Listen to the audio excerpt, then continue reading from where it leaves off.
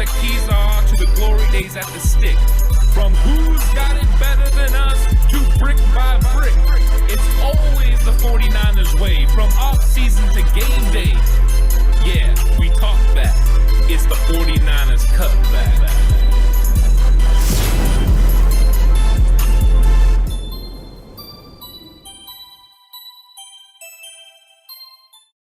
It's 49ers Cutback Podcast time. Welcome to the show. We have breaking news. Dontae Johnson has re-signed with the 49ers. I know you're all shocked, right? This was never going to happen. Dontae Johnson was never going to be coming back to San Francisco. So, so Dontae Johnson returns. The 49ers in a flurry of moves today. Tyreke Hill going to the Dolphins. The 49ers, though, bring back Jordan Willis and Dontae Johnson. And Dontae Johnson, the latest cornerback, to be competing in this room once again. So this is going to be something that's going to be the norm for the San Francisco 49ers. It's the norm that Dontae Johnson is supposed to be a part of the team. That's what it is. Death, taxes, and Dontae Johnson on the San Francisco 49ers. What is up, Shooter? Yeah, we're back so soon. Alex just concluded with Jordan Willis, the defensive end, and now I get to handle Dontae Johnson. I think I got the better of the two. I don't even think that's a question. Dontae Johnson, the most flexible, versatile player in the secondary. But everyone, let me know what you think about the 49ers bringing back Dontae Johnson to already, help this depth in the secondary. Ronnie Montoya says splash moves. Yes, exactly. Big time moves from the 49ers. Sean says good depth, move with a lot of familiarity to the system. I think so. And that's the thing is Dontae Johnson comes back with flexibility to play the nickel, to play outside, and to play safety, which is something he started doing last year.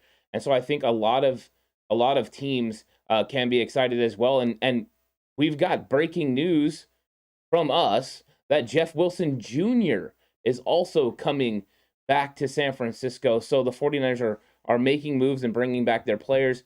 Jeff Wilson Jr. the latest. So Dontae Johnson and now Jeff Wilson Jr. coming back to San Francisco. So let us know what you guys think about this. Let us know what you think about Jeff Wilson Jr. also returning to San Francisco.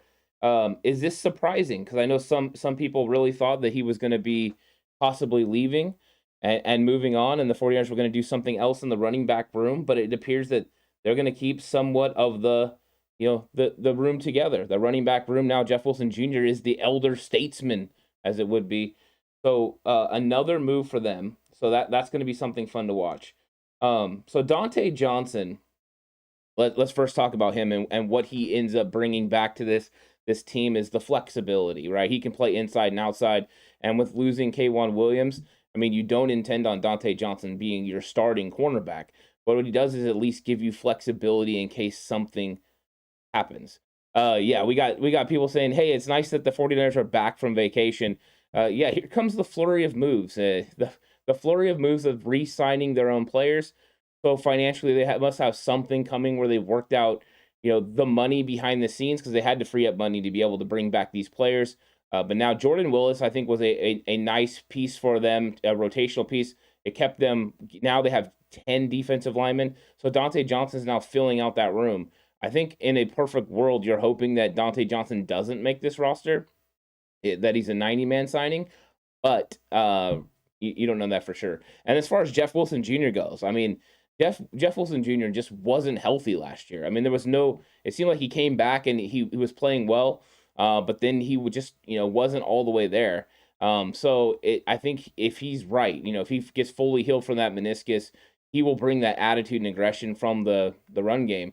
So that was a nice signing for the 49ers. I think that, bringing him in and making him compete, he's a nice, solid 1-2 punch with Elijah Mitchell. You have JaMychal Hasty to play, the third running back, and Trey Sermon also to come in and compete. So now the question is, are the 49ers really in on anybody else? I don't know if they are. Sean says, do you think we lose Arden Key? Well, we do know Arden Key is on the full tour. I mean, he's going everywhere. He's been to the Lions, he's been to the Jaguars, now he's going to the Ravens. It appears that he's going out there to see what he can get on the open market. The 49ers, I'm sure, set a number, and it's probably not a number that he really likes. You saw the same thing happen with K'Wan Williams last year, DJ Jones, Jaquiski Tart. They give you a number, you go out onto the open market, you see if you can do better. If you can't, then they bring you back for the salary that they were hoping. So, yeah, BV50 says losing Mostert makes the signing of Jeff Wilson Jr. a great move. It does. I mean, you needed somebody in this room.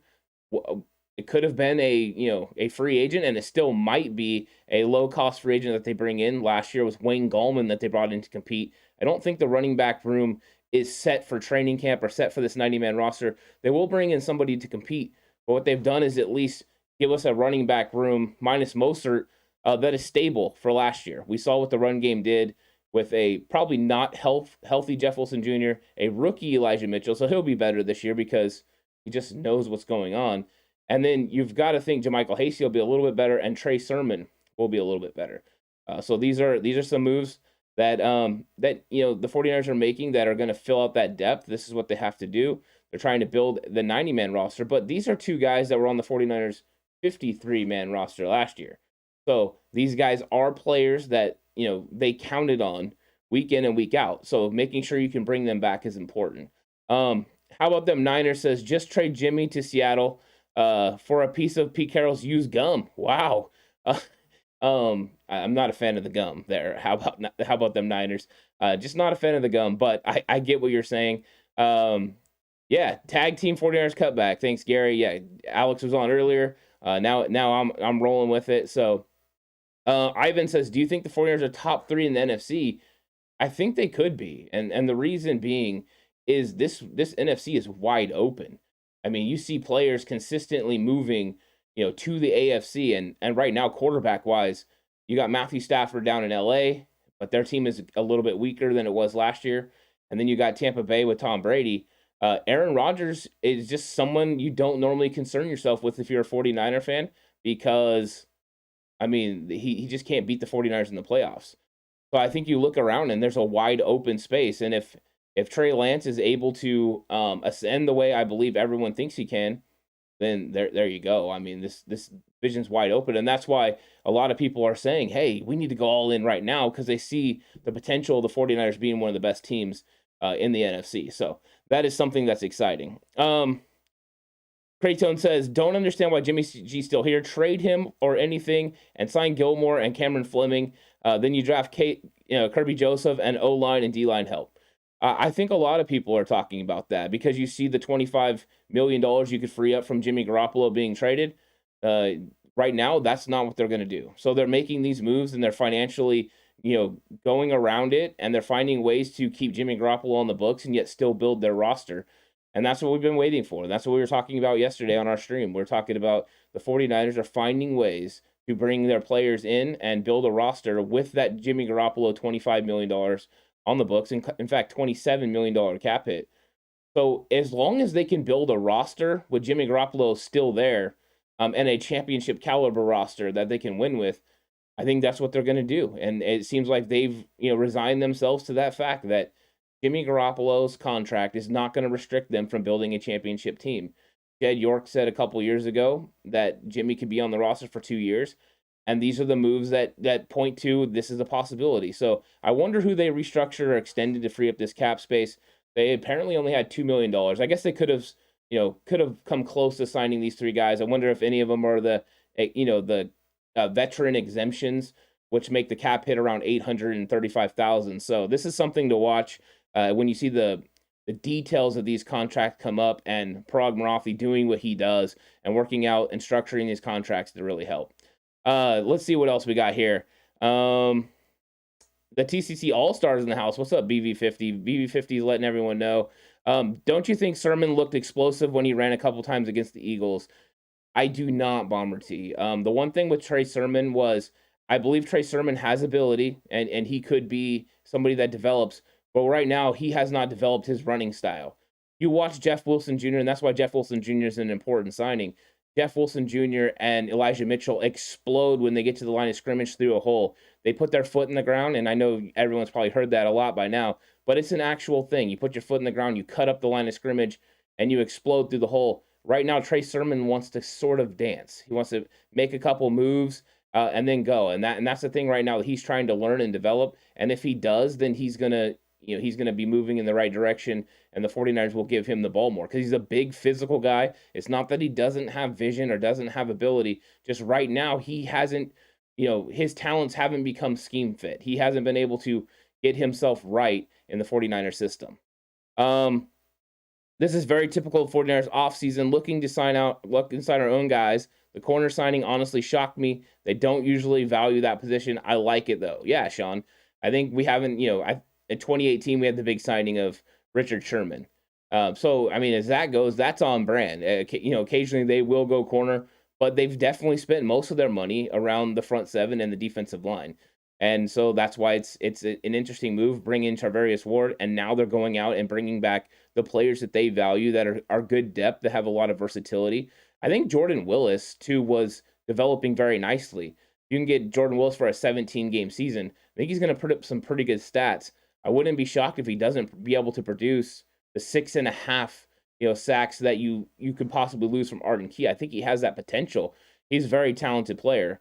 That's why he went in the third round, when he was drafted. So Megan says, Ant, do you think the players are happy they may be keeping Jimmy? I don't know. I honestly don't know if they're happy about, Jimmy being back. I mean, they're not really talking about it. I think they all respect Jimmy. So if Jimmy's in the locker room, they're definitely going to respect him. I think they like him as a player and as a teammate. So I don't think they're going to be upset about it. So let's see what else we got here. If we can trade Jimmy and sign Gilmore and C. Ward and the rest of the secondary, that will be a hell of a defense this year, Super Bowl bound. Yeah, I mean, freeing up the money, I think that's what everyone saw. Freeing up the $25 million allows the 49ers to go out and draft or to go out and sign some other players. Stephon Gilmore would be one of those guys that they could go out and grab. So, I mean, that is something that would be interesting, but it appears that Stephon Gilmore's number is high enough that they're not going to be able to do anything to get him. And I don't know if the 49ers would be willing to pay two cornerbacks, big time money. It would be an absolutely fantastic secondary. But I think these are the moves that we're going to see now. I think the 49ers are just, using this to bring back their players. You got Dontae Johnson, Jeff Wilson Jr., both returning to the San Francisco 49ers now. You got Jordan Willis earlier. So we can expect them to, work out over the next several weeks, probably pretty soon. Daniel Brunskill signing his tender and coming back to the 49ers. And then Azeez Al-Shire. I think those are going to be deals that are going to be coming here pretty soon. And so the 49ers are just going to, move with bringing their players back. And then maybe there's a couple of guys out there that are cheap options that they would bring in through free agency, but it's going to be their guys and then draft picks. It appears that's what's going to happen. Crazy to think Dante has started with the rookie with the 49ers in 2014, and he has outlasted 100 of his ex-Niners. Yeah, I mean, the guy just don't go away. Besides a small spell where he wasn't on the team, he's been with the San Francisco 49ers. So when you think of 49ers, you think of number 27, Dontae Johnson. He's just, been back and forth on the roster, not. But I like the move for the mere fact it gives depth. It allows them to have a player on their roster that can do it all. I mean, and the last year, him being able to play safety really showed his flexibility. And I think Fred Warner coming out and talking about Dontae Johnson's intelligence and how he's able to pick up the scheme and play multiple positions. You just can't, let versatility like that go away in a depth piece. I mean, yeah, you don't want Dontae Johnson out there taking significant snaps unless you have to, but at least you have a guy out there that can be serviceable. His play was vastly improved last year. He was one of those guys you could count on to come out and get you, through a game if you had injuries. He's never going to go light it up for you. He's not a starting cornerback in this league, but he's a depth piece that can get by if you have to, and I think that's important. 49ers Fogey says, if Gilmore was such a hot commodity, don't you think he would be gone by now? I think that there are teams that value him, but maybe not the number he wants. He's 32. I think he's wanting to be one of the highest paid corners in the league, and he's just sitting there waiting. I wonder if Carolina is trying to free cap space to sign Stephon Gilmore and Tyrann Mathieu. They freed up close to $29 million. There's got to be a move there. So maybe they're looking to make a move. So Carolina is a place to watch. He was traded there last year, and he's from that area. So I think Carolina and Stephon Gilmore still make sense. We'll see. Juanito is still going with Jimmy G as a quarterback one. So, yeah, you're not getting off that. We'll see what happens. Sean brought this up earlier, but maybe Jimmy G does not want to come back to that locker room. There was a lot of bad memories of him. It's going to be bad ex-girlfriend stuff.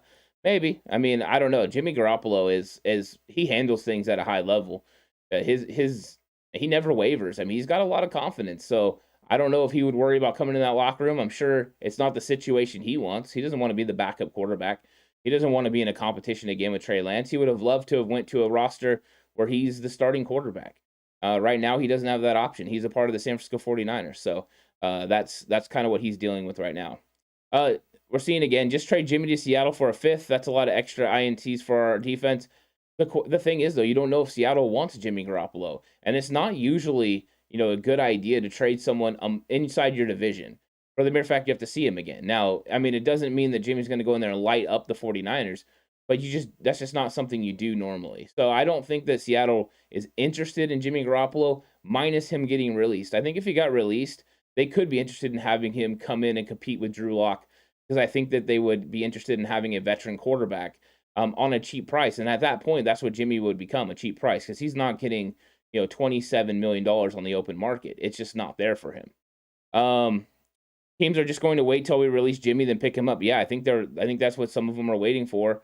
Carolina could be one of those teams, but there's not a lot of open quarterback positions in the league. So if Jimmy wants to be a starter, there's not very many places where he can just go and get it done. So let's see. Subway Jimmy should be the water boy if he remains on the roster. Well, I mean, he could be holding a clipboard. I mean, he could be. And that's the reality of the situation. If Jimmy Garoppolo is on this roster, week one, he $22 million becomes fully guaranteed for Jimmy Garoppolo. And so then he would be basically holding a clipboard and waiting in case Trey Lance got hurt. And then he would be coming in. So, yeah.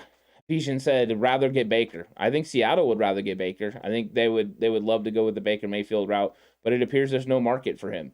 With a team, in fact, telling the Cleveland Browns if they sent Baker and a pick, they would send a pick back.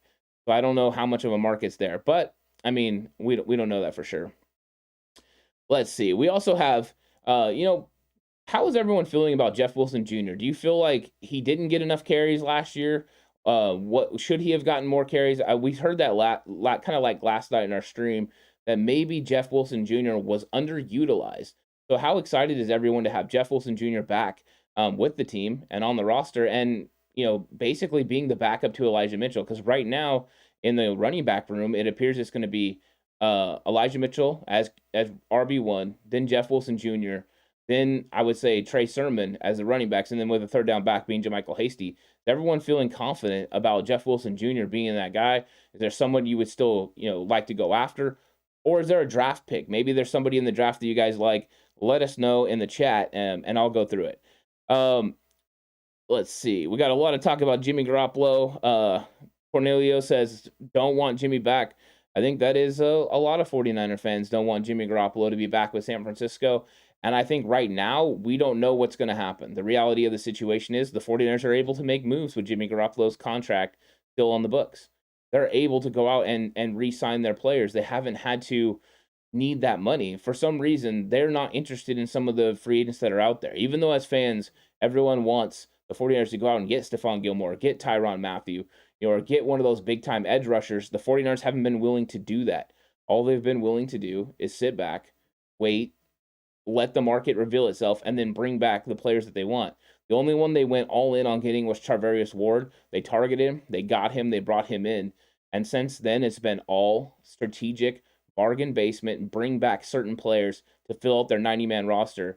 And with some guys that are, have potential to be on their 46-man roster. So I think this is just something they're going to be working on. Yeah, I mean, okay, so some people aren't happy. I mean, some people aren't happy about Dontae Johnson. I think this is the reality of the situation. Some people don't like the fact Dontae Johnson is back in San Francisco. But it's only a bad move if Dontae Johnson is the starter. And there's no case where Dontae Johnson is going to be a starting cornerback for the 49ers. Dontae Johnson's a depth piece. If he's your sixth cornerback, that's not bad because he can play inside and he can play outside. He can play the nickel and the outside corner. If you get to him in a game, it's an emergency situation. At least he's someone you can count on. I get being upset that they, if this guy was going to be one of those guys you counted on, but I don't think that. I think that they're bringing this guy in for him to compete and see if he makes the roster. Remember last year, Dontae Johnson didn't even make the 53-man roster coming out of camp. So they're going to have signings that are going to be 90-man. Jordan Willis, the signing earlier, that's not a 90-man. That is a guy that's going to consistently be a part of your defensive line rotation. Dontae Johnson's a guy that could be a part of that rotation, but it doesn't mean he will be. So I think that right now we don't need to get upset about Dontae Johnson. You're allowed to have whatever feelings you have. Just remember, he's not going to be a starter for this football team. He's going to be somebody that's going to be a backup that could, potentially, help you out if you need. And the flexibility to play corner on the outside, on the inside, to play safety is something that's nice. And so anytime you can add those players back, and the key is cheap. That's what it's about, bringing in those players cheap. Damian Lee, yeah, shout out to Scott Hall. It's always going to be the tone for when we get super chats and when we get new subscribers. So that is something that we're going to keep. We've been doing it for a long time. We're going to keep that. Yeah. Okay, so yeah, the run game is not the same without Mostert. That is true. The run game was more explosive with Raheem Mostert. I see Great Tone talking about that. That's a big one. You're losing the speed. Jeff Wilson Jr. doesn't exactly have the speed. So the way the running back room is built right now, they don't have that explosive speed threat. There are a few guys out on the open market that, like Philip Lindsay, for instance, that he's got explosive speed. Could the 49ers still go that route and add that player? I don't know. Right now, it looks like Elijah Mitchell, who's a 4.4 guy. I know he ran a 4.3 at his pro day, but he's a 4.4 guy. He's got enough speed, but he's not going to have the whole shot plays. He will get caught by these defensive backs. These defensive backs are fast, and with angles, they can make plays on him. Mostert just broke all those angles because he's faster than everyone else in the league. So I think that this is one of those things where now you've seen the build. It's all more big and physical guys. Wilson can run the outside zone. Elijah Mitchell can run the outside zone. I think Trey Sermon can. We haven't seen it yet. Watching him in training camp last year, guys, there was a lot of things that need to be worked on. It's not that he's a bad vision guy, because I thought he had good vision, but you could see the difference between him and the other backs in the room. So yeah. So what is up, Ray? Say hello to the bad guy, NWO for life. I love that. Mostert being in Miami, Miami's just got an explosive offense now. I think that's going to be something to watch. But this running back room, it's the way it's built right now is exactly the way the season ended. So you're at least returning the 49ers running back room the way it was.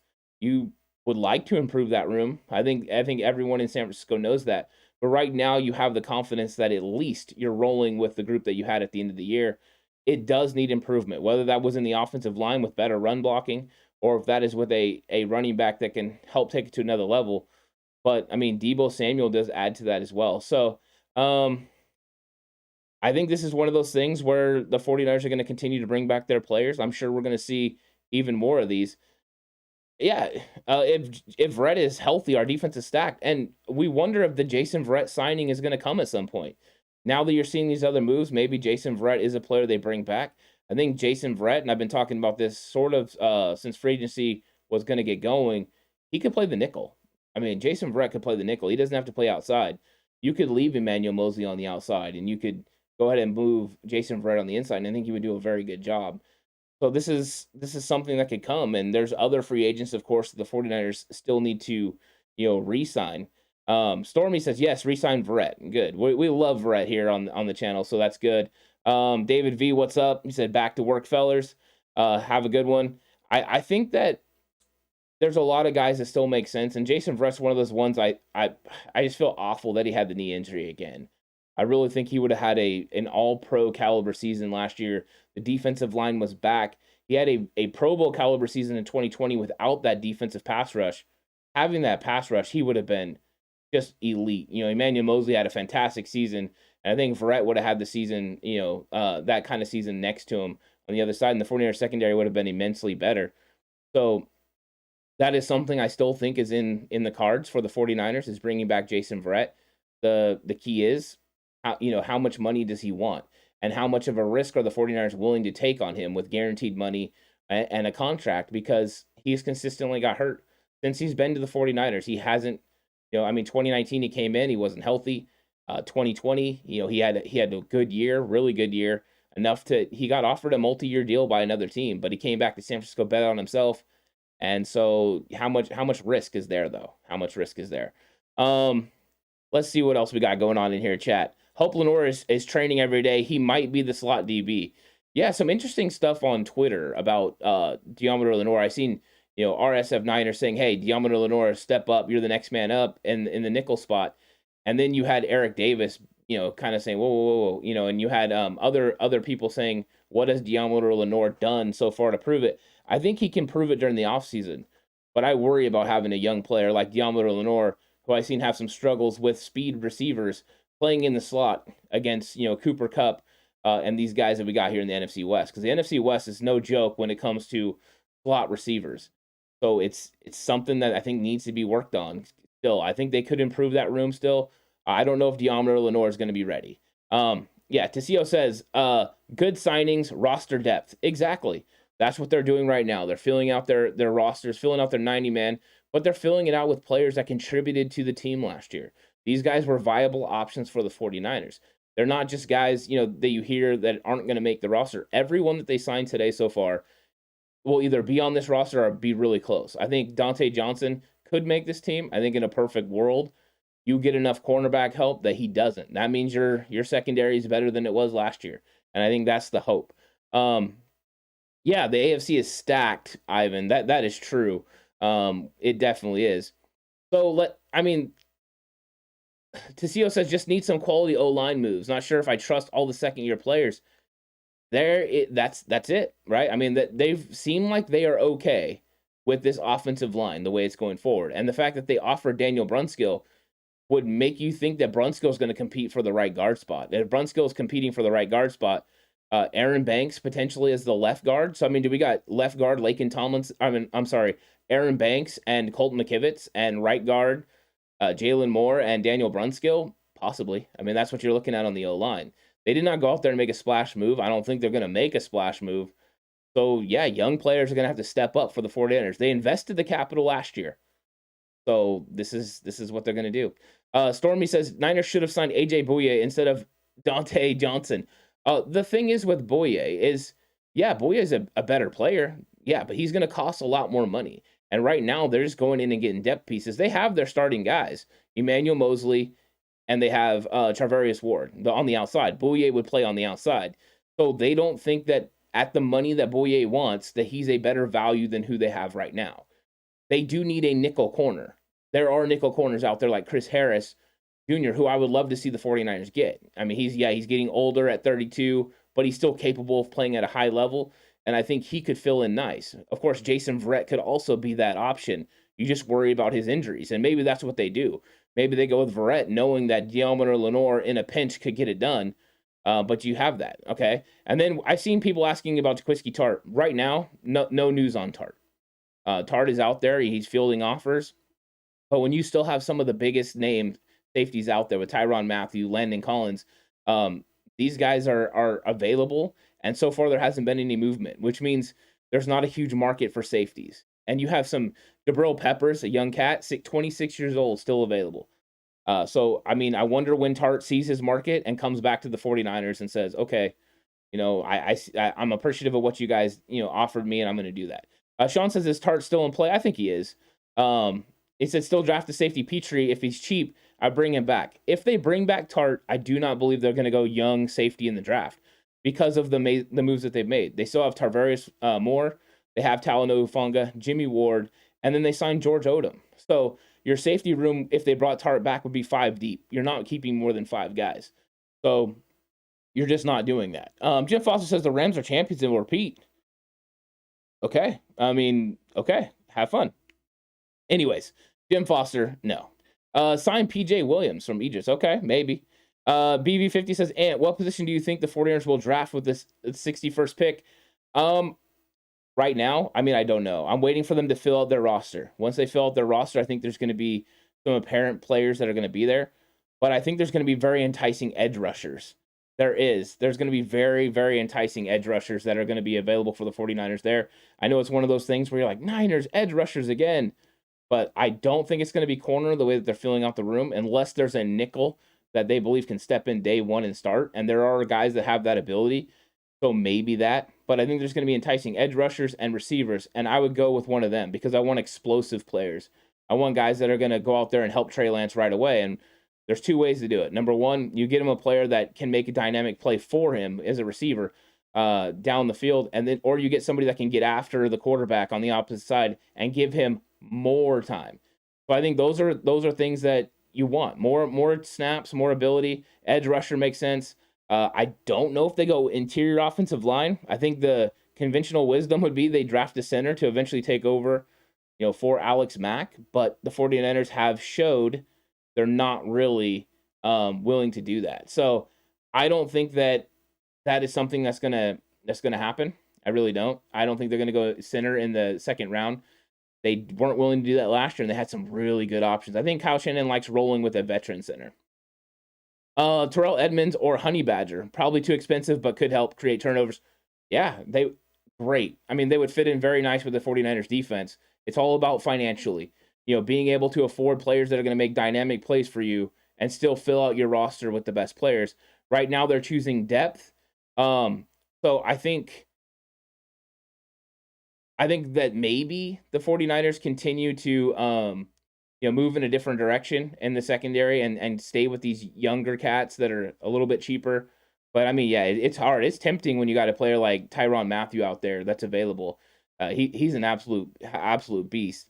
So I think that right now you got these moves that they're making: Dontae Johnson, Jeff Wilson Jr., Jordan Willis. These are kind of the button-up moves that you expect to come. Which one is the next one? Is it going to be somebody like Jaquiski Tart? Is it going to be a receiver? Are they going to bring one of those receivers back that maybe is on the, the move for the 49ers? That's going to be interesting. So we'll see. So in the chat, we got FSU number 11. Holy crap, that guy finds the ball. This is when you need Jay Ellie. Jay Ellie's our Florida State guy, and he knows exactly what's going on. There's a lot of ball hawks in this draft. I've been sitting around watching the safeties the last couple days and really enjoying what I'm seeing. I think that if the 49ers don't bring back Tart, I think safety is a position they could address. I don't know if they're going to address it at 61, though.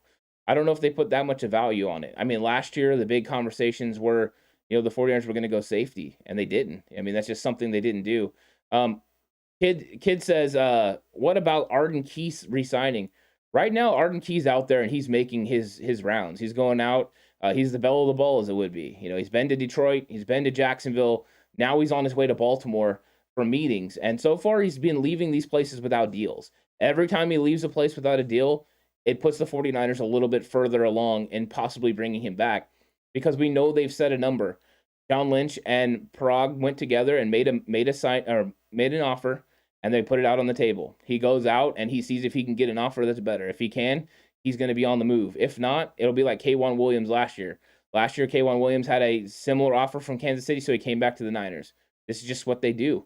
So I think that they're waiting. The 49ers are sitting back waiting. I think they would love to have Arden Key come back in that rotation because 6.5 sacks is great production from somebody that, is a situational pass rusher. But there are other options, too, in case he leaves. And if he leaves, keep an eye on Kerry Hyder. That's a possibility. What the 49ers did, though, with the signing of Jordan Willis is made it so they don't have to worry about that. They don't have to worry about this defensive line depth because they got plenty of guys. So Cornelio says, we just need linemen. Yeah, I think that's something that a lot of people are talking about. I'm not sure you're going to see a splash offensive line move. I think the 49ers might be very content with who they have. And that maybe that is because of the development of Aaron Banks and Jalen Moore. Maybe they feel good about it. So I think that is that's something that we got to watch. But I think the O-line might be kind of built the way it is. Daniel Brunskill's going to be back. You got Justin Skule coming back. They felt like Colton McKivitz improved. I know there's questions. A lot of people don't like Mike McGlinchey being at right tackle, especially coming off the injuries. But, right now he's still a serviceable right tackle. Not great in the pass game. Good. Not great. And then in the run game, he is great. I mean, when it comes to running the football, Mike McGlinchey is one of the best right tackles in the league in his run rate. He just really is. He's just good. Let's see what else we got. KNDR says Jacksonville might give Key $70 million. The way that it's been going right now, there you go. Sean says Jermaine Johnson, number 11, is a beast. Yeah, Jermaine Johnson is a beast. He's going to go in the first round. He's going to go, in in the high 20s probably. But he's a dominant player, very exciting player. And he transferred to Florida State late and then ended up going out there and making a name for himself. So he's a really good football player. Baymax is the 49ers the greatest window shopper team in the history of the NFL. Possibly. Yeah. I mean, and that's the thing, right? The Niners are tied to every single free agent that comes available. Like, oh yeah, this guy's available. 49ers are on the watch. And it's not just people talking about it, it's the national media continually talking about it. So that is something that the 49ers are always going to be connected to everyone. So yeah. I just wish we would re-sign Josh Norman, who will be our peanut puncher. There's no world where Josh Norman is on the San Francisco 49ers in 2022. It's just not happening. You're right. The peanut punch was cool, but you've seen other players pick it up. Fred Warner started doing it later in the year. There are players that can create turnovers. Josh Norman was grabby. He was struggling a little bit. He's not going to be on this team. So Josh Norman, I don't know where he'll land or if he'll land. 49er Fogey says, do you think we could get away without my pick? I think 49er Fogies watch for Hayward late in the 7th round. The 49ers have 262. There's a possibility there. Will Bauer says, if we can't draft at least one of these nasty boys from Oklahoma, I'm going to be pressed. Yeah, I mean, there's a lot of really good football players out there that are available and some good ones on Oklahoma. You're right. And maybe they could go out there and draft one of these guys. And I think what's crazy is last year, the center from Oklahoma was fantastic. He could have easily, all right, Tassio, I'm glad you're just joking, could hop in and, played right away. He went to Kansas City and he became an all-pro center right off the bat. The 49ers weren't willing to draft a center, which is crazy. But yeah, there's a lot of really good impact players on the offensive and defensive lines for a lot of these teams. So if you're looking to improve in that room, which we know the 49ers always are, you go out and you grab these guys and they can help your team, because the 49ers want to build, the offensive and defensive lines through the draft. And they've put out, they've put out a lot of capital in making sure they improve those rooms. Defensive line, they've even went out, trading for Jordan Willis. So I think they are somebody to watch also in the trade market, especially if we get closer to the draft. There's potentially players they could go out and get. So I don't think they're done building this roster, but I think that the offensive line overall is one of those things that I think they're more confident than anyone else is looking at it. Let's see. We have Mr. Irrelevant pick this year. Yes, we do, Portola. We do have Mr. Irrelevant pick. Pick 262 will be the San Francisco 49ers pick. So, one of those things that, yeah, I mean, we don't know if they're actually going to use it. The 49ers weren't willing to use seventh round picks last year. We have 2 comp picks at the end of the 6th round, 220 and 221. They could use those. Those are basically 7th round picks, into the 6th round, early 7th round. So they could use those, but I don't think they're going to go much farther than that. I think they would love to move off the Mr. Irrelevant pick. They want to pick as many times as they can in the top 150. So packaging picks together to be able to move up and draft players that are in the top 150 or even the top 180. I know, Elijah Mitchell was one of those 6th round picks last year. I think it's the target, because you don't want to make all these moves where you're drafting 10 to 15 guys. The Niners don't have the roster spots for 10 to 15 guys, which means you're drafting players that won't be on your roster. You want to make sure you're drafting players that are going to play for you. So making sure you find value in those 5 to 7 guys that you actually bring into your roster is what they're going to do. So I think that's something that's important. Baymac, Brandon Staley is a true McVay disciple. Dude is going to get Wagner with all that money. And good to see McDaniel getting dirty with the Dolphins with Tyreke. Yeah, McDaniel and the Dolphins are turning that thing around in a big way. So there you go. So I think that there are teams going out there and making moves. And I think that's sometimes hard for 49er fans, because you see in the same day that Tyreek Hill gets traded to Mike McDaniel in Miami, the 49ers bring back Jordan Willis, Dontae Johnson, and Jeff Wilson Jr. It's one of those things, how excited can you be? But I think you should be, because they're filling out the roster. And I know the big elephant in the room is Jimmy Garoppolo's contract, but they're finding a way around it right now. So until they can't sign the guys they want, then they're going to move like Jimmy Garoppolo's money doesn't affect them. At some point, if there is a player that they want to get, they're going to have to restructure, extend somebody to be able to get them. And I'm not saying that I'm a huge fan of that, because it's going to kick the can down the road. So all of a sudden, in 2023, 2024 to 2025, you're going to have money on the books. They already do now from George Kittle and Eric Armstead. So I'm not saying that's the best to have dead money down the way, but if you're looking to compete right now, that's possible. So maybe, so we're looking at this team the way they're building it right now, and they're building it through depth right now. Dontae Johnson, Jeff Wilson Jr., Jordan Willis today, bringing their depth in. So this is something you've seen from the 49ers before. I think this is on brand. This free agency feels very 49er-ish. I was saying on the live stream yesterday, ignore the Jimmy Garoppolo money. You ignored it, and you didn't have to worry about that. Everyone would think the moves the 49ers are making were what they always do. The problem is we see the $25 million there, and we're like, wow, we could do so much more with it. Yeah, you know what, Rezo, I did not think that Jeff Wilson Jr. was going to come back. And you said he would. Great. I mean, I'm not going to sit here and say that I didn't think he wasn't going to come back. I didn't. So yeah, well done by you. I'm never going to tell you that if I say something, I'm never going to act like, no, I meant that all the way. I didn't think Jeff Wilson Jr. was going to come back. So there you go. I mean, well done you. Those teams have the capital to make moves. We can't. There's no excuse. We got to put effort into getting people to make our team better. Yeah, I think so. I think that's what we're feeling. So yeah, I think that we're getting a lot of great comments. 49ers don't need to trade for stats. They already have Bosa, Kittle, Debo, Trent, Fred, etc. Yeah, Eric Dane, they do. I mean, they have some really good players, and they've paid their really good players. So yeah, if you're looking at the roster, the 49ers have a very good roster. So filling in depth is important. And they've made some of those moves today. Jordan Willis, the great signing. Jeff Wilson Jr. fills out the running back room. I think they should still go out and make another move, whether that's through free agency or the draft, but you want to have, more running backs. You're going to have more than 4 running backs going into camp. So they will do something. HR says, Jimmy is already hurting the team. We are restructuring contracts that we shouldn't. That's going to hurt us in the future. It could. Yeah. I mean, they're going to have dead money. So, I mean, there's going to be dead money down the road from George Kittle and Eric Armstead. That's true. So it could be. We'll see how that happens. I mean, the salary cap could balloon enough that it doesn't ultimately affect them as much as we think it could. Shooter's having fun right now saying, you didn't hear Jimmy G is going to be the quarterback for the next 10 years. Okay, Pedro Rivera is not a fan of John Lynch. He says, I just want to say something. We probably have the worst GM in football.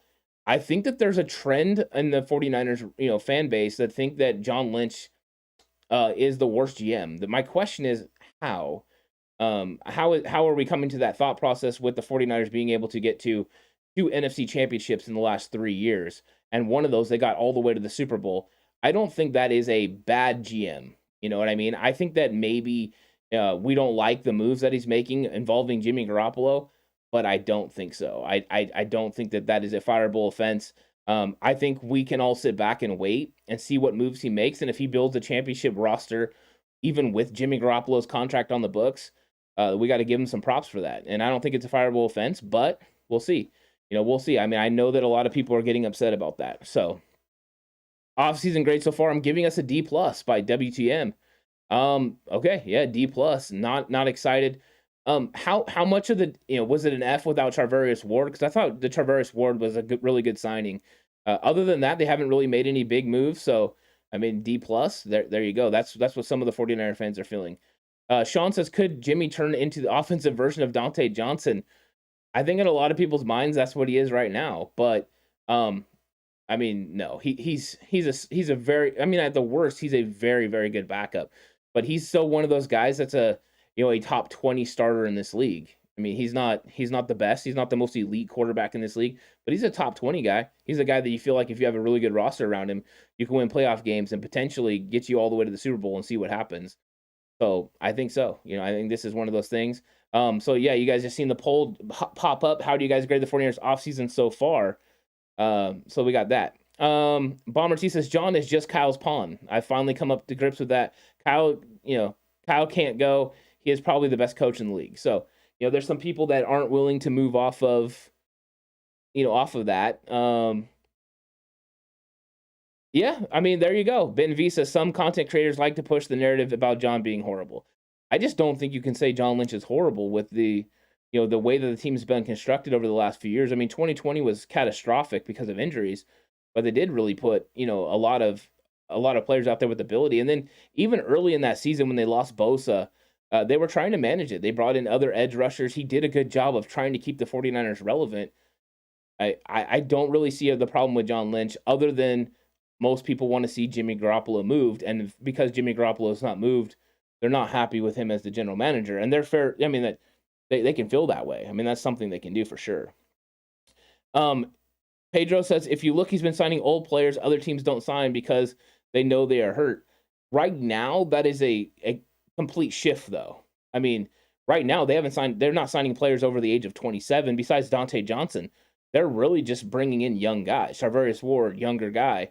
George Odom, younger guy. This is just something they did over this offseason.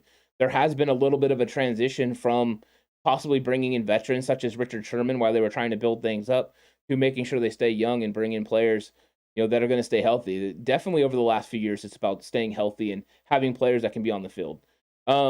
Julio Jones a long shot from WTM? I don't know if he's a long shot, but I don't know what his market is. He's out there right now, seeing what his market is. I think at the right money, every team in the NFL would be interested in him. But what money is he going to want? And then what kind of role do you see for him? Here in San Francisco with Deebo Samuel, Brandon Ayuk, Ray McCloud now, and the way things that he can do, and Dejuan Jennings being a possession receiver. I mean, you can always carve out a role for someone like Julio Jones, but it's all going to come down to price. You have to make sure that's the right amount of money. So I think that's something that's going to continue to be the case, and we'll see where he ends up landing. I know Tampa Bay's in on him as well. Eric Gaines says, as long as they're wasting $25 million in cap space, their grade can't possibly be an A or a B. I think that's fair. I think that's a fair statement. Some people are going to believe that. Some people aren't. We're going to see how this team looks. They're making moves, to bring back their players in spite of Jimmy Garoppolo's contract. If they plan on carrying it the whole season, that's going to be very interesting. Pedro says, you give me some young, good players and good coaching stuff, and I guarantee you I could coach the 49ers to a playoff. John Lynch didn't do anything. I've been a 49er fan all my life. Okay. I mean, yeah, you're going to go coach the young players now. I like that. I like the confidence from Pedro. I really do. Sean saying, I know D Ford is collecting a hell of a paycheck, so you see him ever playing another down for us. I think he intends to. And the thing with D Ford's contract was it was better to restructure him and save money than to cut him post June 1. That's why they did it. And, he's made kind of an Instagram post where it looks like he's going to give this thing a run. I just don't think you can count on D Ford at all. At all. You have to go in there and not count on his ability. And he's just like a cherry on top. If he's able to get out there and make plays, there you go. So I think that is something that is going to be fun to watch. I seen John saying John Ross. I love John Ross. What is going on with John Ross? Other than, are you just saying you want John Ross? Let me know, Sean. Let me know if I missed something, because I love John Ross. I would love to see him on the 49ers. So, let's see what else we got going on here. Don't think Ray will take up some of Deebo's carries on the backfield. I actually do. Yeah, and that's why I like it. Bring in Ray McCloud and let him do some of the things that Deebo does, because he can run fly sweeps, he can run the reverses and those sort of things. I think that's good for the Niners. I mean, because you want to be able to have Deebo Samuel be consistent for his entire season. And he's not going to be consistently able to play the way he was playing at the end of the year for 17 games. You've seen the toll. After the Dallas game, the playoff game, he looked exhausted. After Green Bay, he's limping around. So they do need guys to help take some of that weight off of him. And Brandon Ayuk, even though he's a tremendous receiver, he doesn't do those sort of things. When he's running reverses and fly sweeps and stuff, it's a different type of way. So I think they would like to keep him more, going down the field and using his receiving qualities, and let somebody else take the burden off of Deebo Samuel to consistently, run those wide back plays. I think you're still going to see him, just at a more limited rate, and there'll be some games where it's more impactful, where he gets 5 to 7 carries in the backfield, and other times when he only gets like 1 or 2. But I think it's going to be something that's good for the 49ers and really good for Deebo Samuel. But I mean, when it gets to time, when you have a game you have to clinch, when it's a playoff game, you can fully expect Deebo Samuel to be back there, and that's the point, keeping him healthy the whole way. Adam Peters does the drafting and the later round value finds. Yeah, the scouting department does. The scouting department is what finds these guys, in the later rounds. Adam Peters has done a great job with that. I mean, Ambry Thomas is an Adam Peters guy. Adam Peters stood on the table for him and talked about how good he was. So he has been, impactful for this 49ers front office. but he hasn't been able to get a GM job, but he's very valuable to the Niners, and that's why I want to keep him around for sure. He has definitely helped with that. So Sean is saying, I would like to get him. That's all, bro. Oh, thanks, Sean. I started jumping on the Twitter here. I'm like, oh, wait. John Ross. I love John Ross. So I think him, just the top end speed would be huge for the Niners.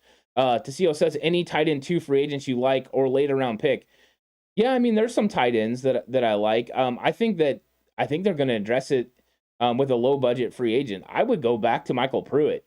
Michael Pruitt, I mean, I know he wasn't healthy last year, but the blocking, and then he's an improved receiving threat over what you get from Charlie Warner. He's not a splashy name, but the 49ers are transitioning now to a more 3 wide receiver set. So you're going to see less 2 tight end sets. But when you do, I'd love for that second tight end to be an actual receiving threat.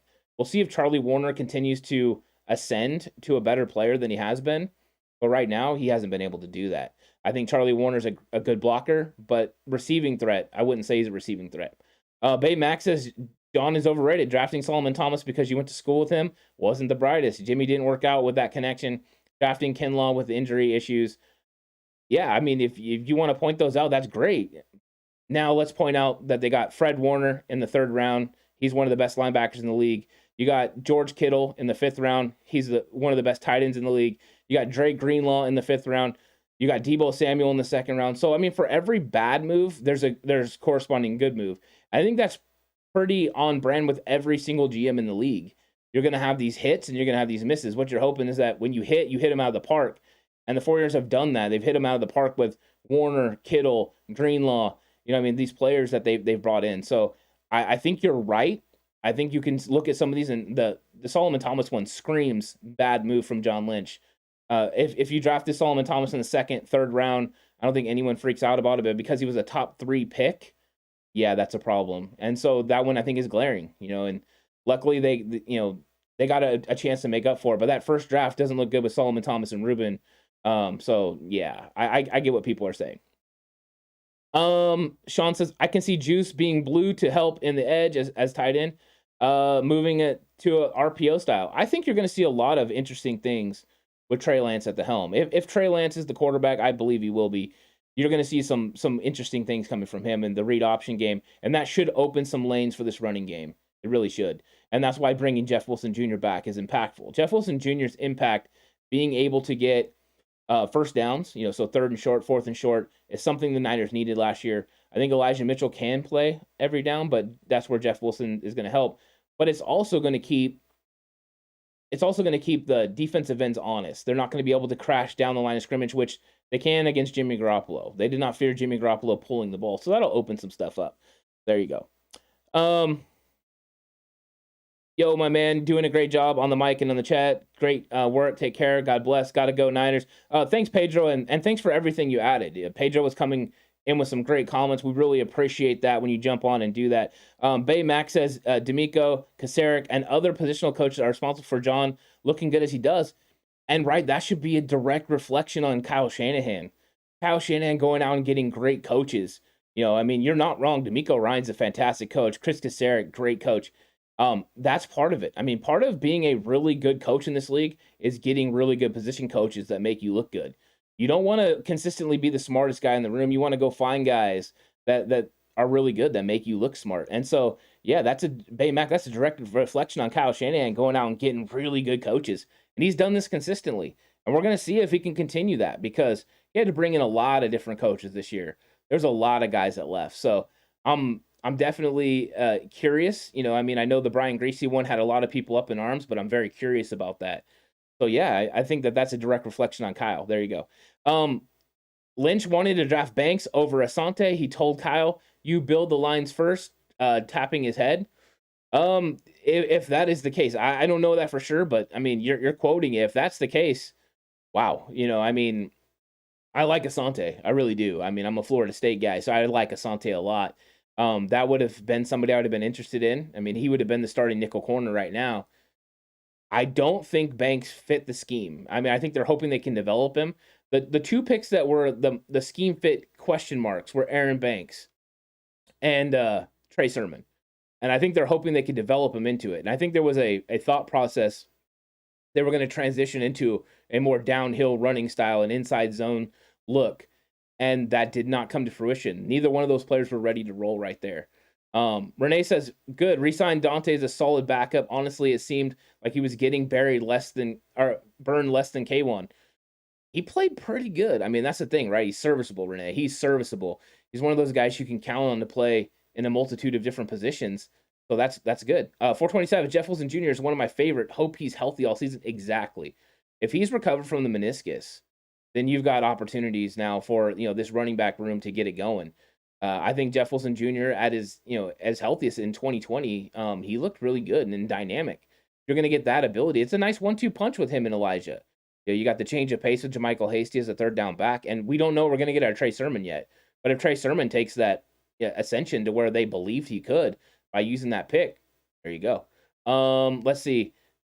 Bomber T says TCC keeps it real with all the facts and stats. Ant and Alex are not based on emotion like Grant.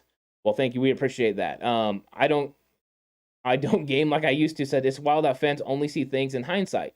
Lynch was praised league wide for his first round in his first draft. It looks bad now, but give the guy a break. Yeah, I mean, I was all for. I'm not going to sit here and lie and say I wasn't all for them trading up and getting Reuben Foster.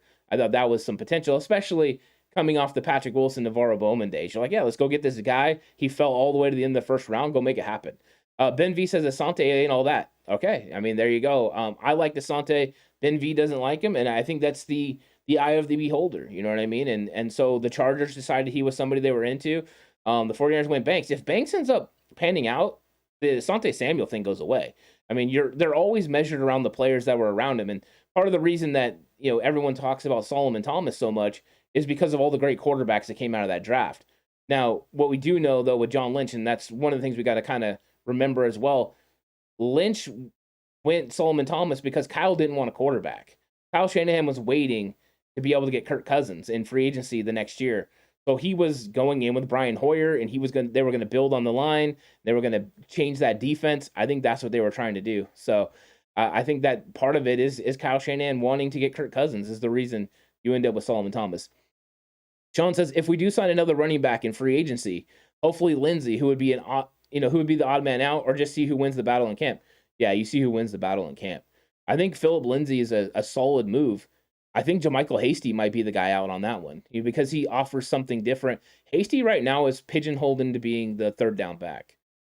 He catches the ball in the backfield. He's an efficient runner, but he's not one of those guys that's going to play consistently, 3 downs for you. That's just not what he does. So if they added somebody that could play third down, but could also play the other downs too, that has that explosive nature like Phillip Lindsay, then yeah, that's a possibility. So I would love for them to still make a bargain basement running back signing, but it could be as simple as they're just going to address it in the draft.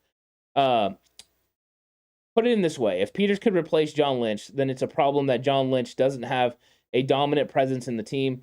He's replaceable with Kyle's blow-up doll. I don't know if, Peters is a good front office guy. I really do.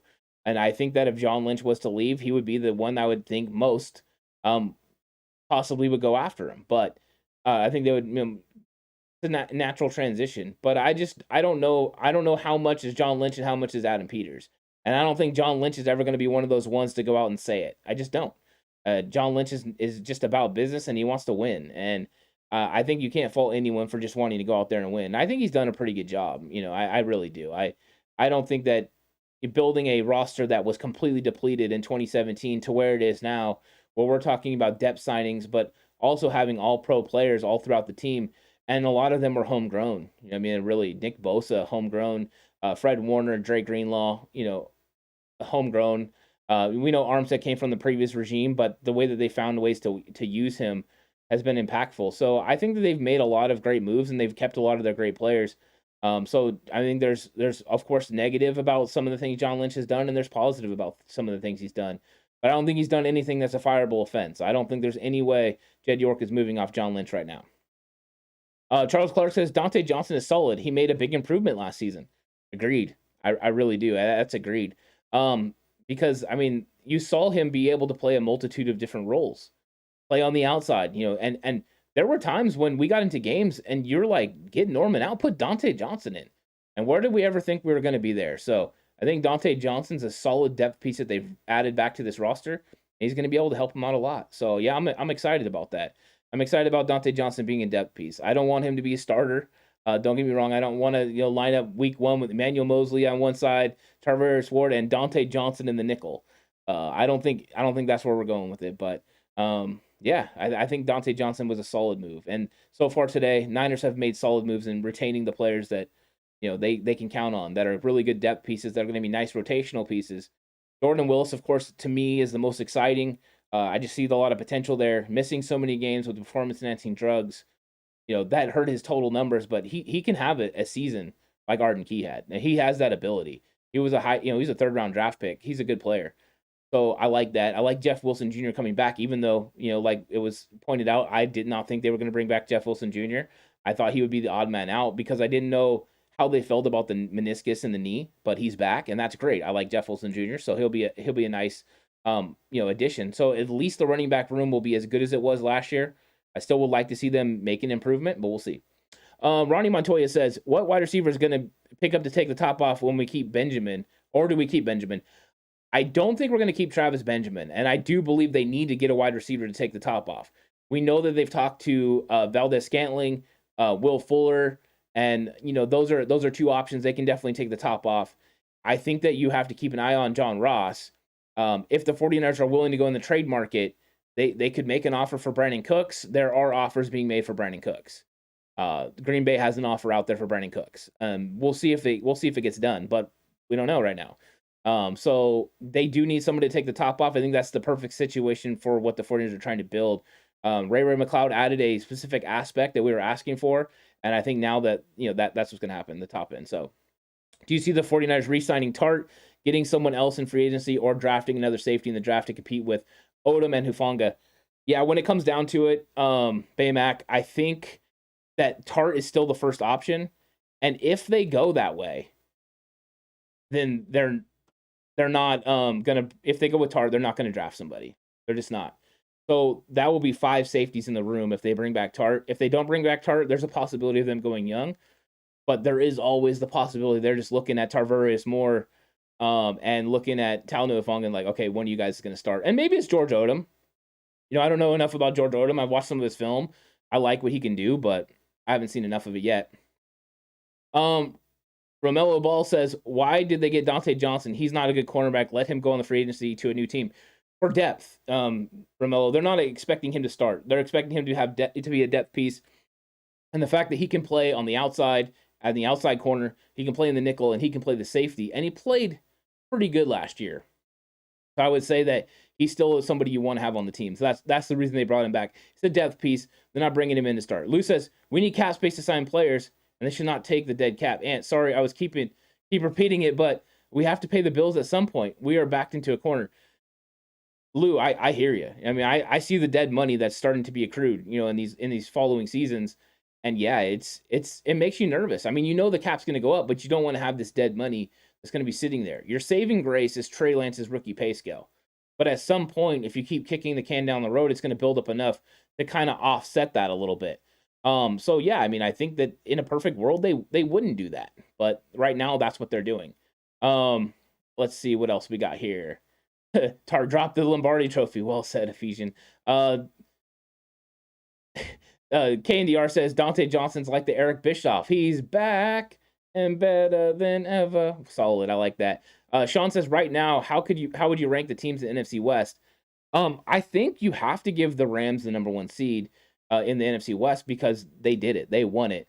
I think they've had a okay, offseason so far. I think they've mainly, brought their players back. The Allen Robinson, Robert Woods move I felt was a very lateral move. I don't know how much better they got. I'm, as a 49er fan, very excited to not see Robert Woods playing for the Los Angeles Rams. And if they don't bring back OBJ, I think their wide receiver room did take a step back. So there's that. I did see someone else asking about the D-line, like how I rank the D-line. I think the D-line right now is almost as good as last year. I do like the depth. I love the Ridgeway signing over Contavious Street. I mean, that was fantastic. The problem is we don't know what we're going to get out of Javon Kinlaw. We don't know. Are we going to get DJ Jones levels of ability? Are we going to get that production? If we get that or more, then you have to say the D-line is going to be better than last year. But right now, there's just so many unknowns. I do like the depth of Maurice Hurst, being back. Maybe he'll stay healthy this year. So I think that, that's something there. But I would say that's an undecided right now with this defensive line. I think it has potential, but it's not quite there yet. Let's see. Mr. Corey says, Hufonga is not starting NFL safety no matter how much the 49ers want to be. I don't think he is right now, for sure. I question his coverage ability. That's one thing I'm concerned with Hufonga, and that's why I don't think the 49ers view him as a starting safety yet, but I think they believe he could develop into that. But how long is that development going to be? Eric Dane says, trade up and draft Christian Watson. He's big, fast, and he's chemistry already with Trey. Explosive. Christian Watson is absolutely explosive, and with a 6'4" frame, he can go up and get the football, and he's got a lot of athletic ability. He fits what the 49ers need. He's the perfect fit for what they have right now. You'd have to trade up and get him, though. You said it right, Eric. You're going to have to trade up and get him. He's not going to be available at pick 61. So the 49ers are going to have to decide, do they want to give up draft capital to go get Christian Watson, or do they want to sit back and try to get somebody else in this draft? There's other speedy receivers. The problem is, are they as explosive as him? Do they have the same chemistry with Trey Lance? Maybe not. So those are some things that are going to go into it. So I know I didn't answer the question all the way about the NFC West. I would say the Rams are 1, Niners 2, Cardinals 3, and the Seahawks 4, because the Seahawks are just blowing things up. So I don't know what they're doing there. Let's see. Who is going to be our slot receiver from Kid? The slot receiver is going to be Dejuan Jennings most of the time. Dejuan Jennings will be the power slot role.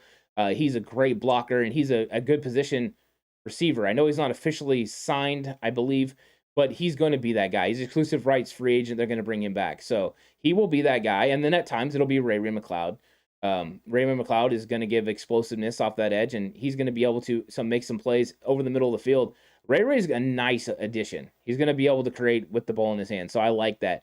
So those two guys are the guys right now. I think they would love to have another deep threat to stretch the field. And if they did, they would have the perfect, grouping of players between what Debo adds, what Brandon Ayuk adds, and then what you get from the other guys. So I think that is something you're looking to do right now.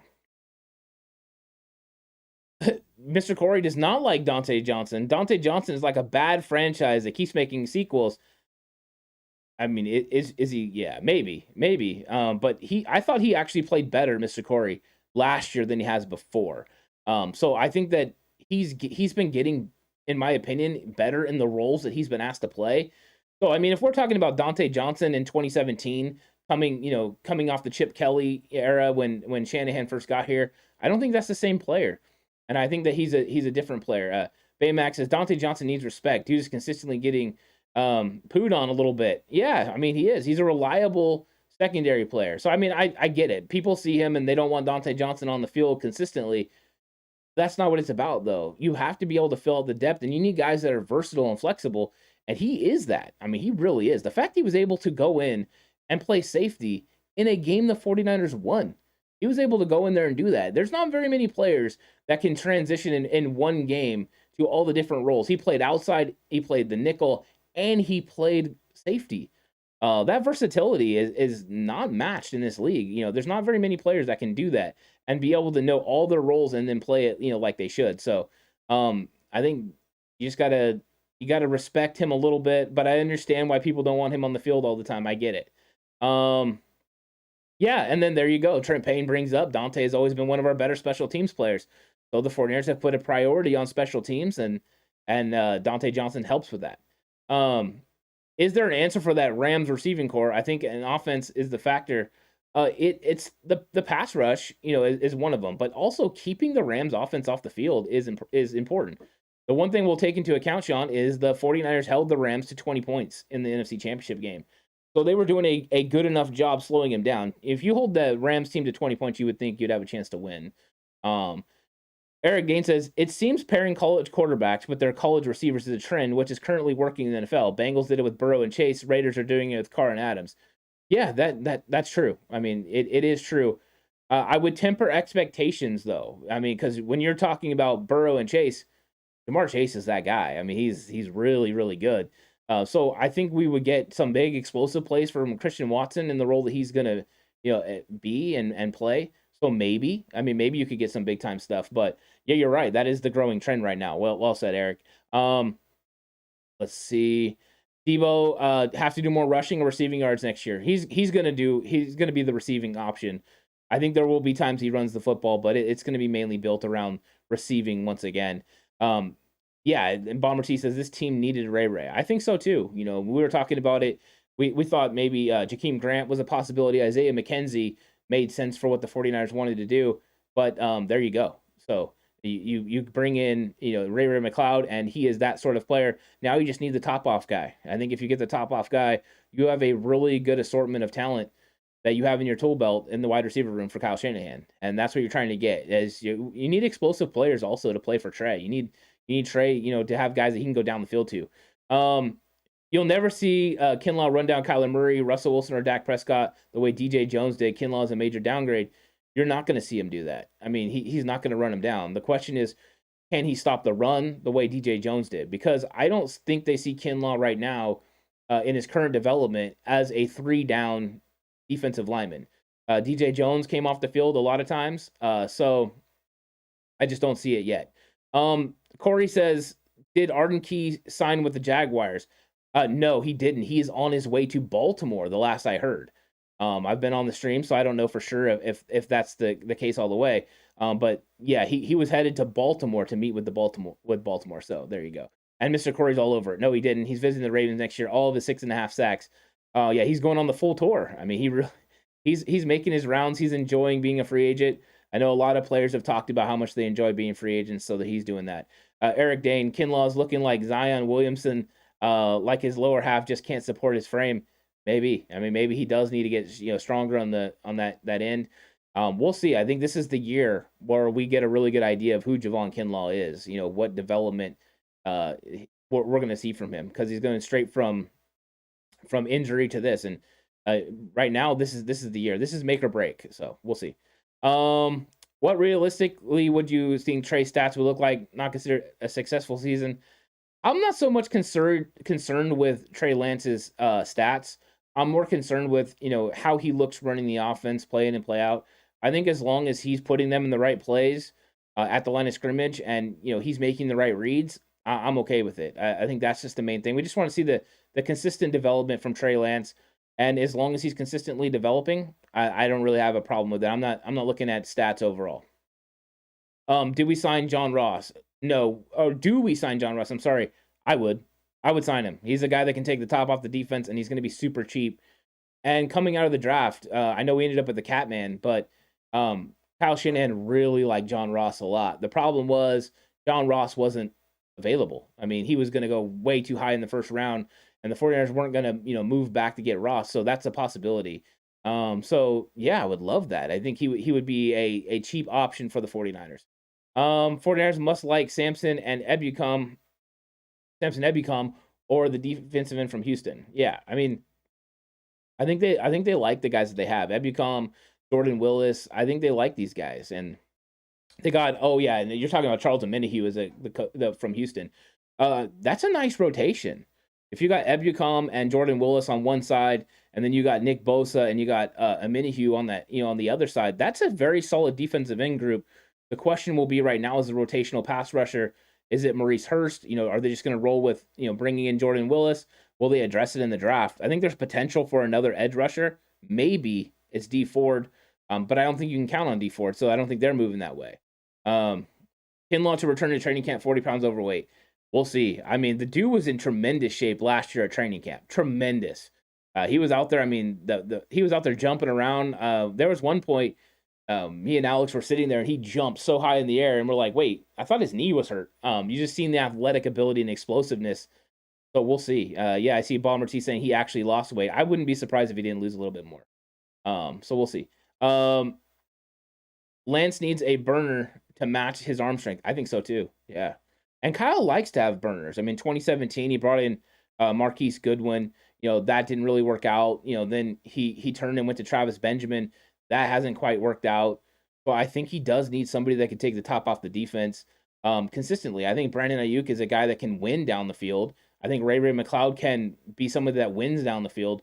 But an actual burner that can take the top off, would free up some things underneath where Debo, George Kittle like to live. So to me, that makes the most sense, and that's the best balance you're going to get, from the receiving room, is if you get one of those burners. And there are guys currently available. We know that they were in on MVS and Will Fuller, so there's currently guys available in free agency, and then there's a lot of guys in the draft that could do the same sort of thing. Of course, Christian Watson's the most obvious choice. Let's see. Why wouldn't they depend on D Ford? Exactly, Mr. Corey. Yeah, you just can't. And I mean, it's better option financially to keep him on the roster, but I don't think they're looking at each other and thinking, yeah, D Ford's going to help our football team this year. I think if he did, they would like that, but I just don't see it. And I'd like them to add a guard and a center in the draft to help protect Trey. Eric, yeah, I think everyone looks at the 49ers adding offensive linemen, and I think when they add offensive linemen, more realistically, they'd add an offensive tackle that has the ability to slide inside and play guard. They like that versatility and flexibility. So that's the case. The question is, are they going to go with a rookie center, or are they going to go with a veteran? Because right now, Weston Richburg, veteran, Alex Mack, veteran. Kyle might be always leaning towards veteran centers. And we got a $1.99 super chat from Revenge. These wide receivers getting paid, Samuel getting the bag. Yeah. Deebo Samuel, with Tyreke Hill getting $25 million a year, Deebo Samuel's money is up there into the 20s. I mean, going into the offseason, the look for Deebo Samuel was somewhere around $20 million. Now it looks like it's going to be closer to $25 million. Deebo Samuel, 23, $24 million per year. I mean, that's what it's looking like. And that's the going rate now for wide receivers. It's crazy. The other thing is there's a lot of burners in this draft, so if they trade up and still miss out on Watson, they could take a different deep threat wide receiver to fill the role. Exactly. There really is. I mean, the draft has a lot of great receivers. I wouldn't say this is as good as the Brandon Ayuk, Justin Jefferson draft, all those great players, Chase Claypool, that were available, but this one has a lot of talent as well. Receivers, I don't think is going to be a problem as we continue to move forward, because these players are getting better and better and better in college. So I think it's something to continually watch. Let's see. Malcolm Butler to the Pats from the Cards. Okay, there you go. Well, thanks, Sean, for that. I normally don't do this, but now I'm finally getting a chance to 40 whine about the team is doing. No to Dontae Johnson. What's up, John? And thanks, John, so much for putting us in your top 5 49ers podcast over on YouTube, or on Twitter. That blew up. So yeah, I mean, I think a lot of people have that. The Dontae Johnson feeling. It's just, he's a veteran. He's a veteran depth piece that the 49ers know they can count on. If they need to call his number, if they need to call number 27 into the game, they know he's going to go out there and compete, and he's going to give them their best effort. And most of the time he's going to, recently he's going to get it done. And I think you've seen him improve. So there you go. Try to bring back Mack to play center this season, draft a center to develop to take. Yeah, that's what I would do. I like Lindstrom from Boston College. So I would bring Mack. I mean, Mack is coming back from my understanding. I know it's not 100%, but it sure looks like it. There's been no announcement. And then I would draft a center. But is that what Kyle's going to do? They had centers last year that were available, really good centers where the 49ers were picking, and they chose Aaron Banks over them. And that you thought would have been the perfect situation. You draft those centers, play them at guard, and then they eventually take over for Alex Mack. They didn't do that. So you wonder if Kyle's wants a veteran center. Maybe he thinks it's a lot for one of those. I like Donovan West in the third pick. He's played all around. Yeah, Jimmo Grillo. I think so. I like Donovan West as well. One of those Arizona State guys that looks pretty good. Sacktown Izzy says Trey Lance, 31 TDs, 4,000 yards. Would love it. If we get that kind of production from Trey Lance, Sacktown Izzy, there's a real good possibility the 49ers are not only going into the playoffs, but they're making big time plays in the playoffs, and that could be a better situation than what we got from Jimmy last year. And he said that also includes rushing TDs, so thanks for that. Portola says, bring back Kerry Hyder on the vet minimum. I think Kerry Hyder's a possibility to come back. He really is. And then a super chat from Revenge for $1.99. Hill got $30 million. My apologies. If Hill got $30 million, Deebo Samuel's about to really get a lot of money. So, yeah, I mean, if he got 30, that's crazy. So, Ronnie Montoya says Brandon A keeps asking for the deep pass. He does, and he's going to have the potential to get it. The thing is, he was consistently winning. Brandon Ayuk consistently won at the end of the year. The beginning of the year, not so much. Separation, space from defenders wasn't that great. It was like less than 1 yard at one point in the first 3 games. As we went on in the season, it definitely did. It went up, and he was getting like 3 yards of separation. So yeah, Ayuk was stepping up in his sophomore year at the end of the season, and I think that'll be good for Brandon. Graytone says speed receiver draft Velus Jones from Tennessee in the 4th round. I like Velus a lot. I think Velus is a very good football player. He would be somebody that the 49ers could definitely be interested in. John Neville says Tyquan Thornton and Calvin Austin are both bona fide burners. They are. You wonder Tyquan, you put him in a different category. He's 6'2" and he can absolutely run. He's super fast, 175 pounds, I believe. Calvin Austin, I wonder if the Niners would still be interested in a Calvin Austin after getting Ray McLeod. Are they very similar players? You don't normally stack the same sort of player in your room. I mean, you can. I'm just saying that. 420 Savages, if not Key, then Hyder for sure. Yeah. I mean, you have that connection with Chris Kasarik. Hyder at the right price. The Niners know what they're going to get from him. He produced in 2020. He fits what Chris Kasarik does in the wide 9. He's definitely a guy you could play on the outside. He plays good against the run, but could move inside on an obvious pass down. So, yeah, he's somebody I think the Niners would be interested in. Sean says, I don't think people know how hard it is to come off the bench, hold and try to get into the battle rhythm, perform against some of the best offensive league. It ain't easy. It ain't easy for sure. Eric Dane says, yeah, Hill got 4 years, $120 million for $30 million a year. Ridiculous. Apologies. I kind of just saw it real quick. I thought it was 3 at 75, 120. Wow. That's a lot of money for a wide receiver. And I know he's explosive, and they gave up a lot of draft capital for Tyreke Hill too. Wow. Okay. So yeah, Deebo Samuel is valued over $25 million now. That's insane. That's a lot of money. I thought Nick Bosa was going to be getting 30 to 35 million, and that was insane. Now we're talking about Deebo Samuel possibly getting close to up that. Whew. The CEO says all of our linebackers. Oh wait, I'm sorry. Why do our ends seem to do better when they kick them inside? Easier offensive linemen. Yeah. So what you're doing is you're getting an edge rusher, a defensive end that is going to match up against a guard. And anytime you're matched up against a guard, they're just not as good as the offensive tackles. So it's a better situation for them. It also will, cause them some issues if you run stunts. You can get them moving laterally. They're not always the best. And think about when you talk about offensive linemen, most of the time they're a tackle. You kick them inside to extend their career or have them play better. So yeah, it is a little bit easier if they go inside. Sacktown Easy says all of our linebackers are great in coverage, and now we have a great number 1 corner to complement with our D line and Jimmy Ward. Yeah, I mean that's the truth. Getting Charvarius Ward was big. I mean, that's going to allow the 49ers to not have to give so much help coverage. They ran so many 2 deep looks with their safeties last year to help coverage on Ambry Thomas, to help on Josh Norman, and now they're not going to have to do that. So it does give them a lot more flexibility in the secondary to use their players how they want. So let's see what else we got here. Revenge says, you think Brandon gets re-signed later on? Yeah, I think Brandon Ayuk will be addressed when they can bring him back. They can't even negotiate with them until after year 3. So until after this season, they can't even negotiate with them. I would say you're talking about the 2023-2024 offseason when Brandon Ayuk gets worked in. And so, so the $72 million for Tyreke Hill is the guaranteed money. David Campbell, what's up? Dante back. We're going to the ship. Yeah, there you go, David. I like that. David Hasselhoff says 3 years, $72 million. Basically, yeah, the guaranteed money. There you go. We got people that aren't a fan of Tyreke Hill off the field, which is fine. I saw David Campbell saying some stuff. Let's see. Eric Day, no matter what the time is now, the NFC was already weak, and now it's getting weaker with guys like Wilson and Adams moving to the AFC. Who are the real threats besides Rams and Bucks? Exactly. I think that's the point. That's why 49er fans are like, come on, John. Come on, Kyle. Go all in. You see the potential there. If you get to the Super Bowl, you just have to, outplay one of those big time teams one game. I mean, and you can do that. So I think everyone sees the potential of getting in on this and getting going. So that's why a lot of people are seeing it. Oh, David Hasselhoff says, call me the Hofster. I'll try to remember that, Hofster. I'll try to call you the Hofster. Eric Dane meant to say moving to the AFC. I knew what you meant. Sean says, mahalo for the love, bro. Stoked to be able to see you guys twice in one day. Cannot wait for the mock draft after the rush. If free agency is done, mahalo very much. God bless you and your Ohana. Thank you so much, Sean. God bless you as well.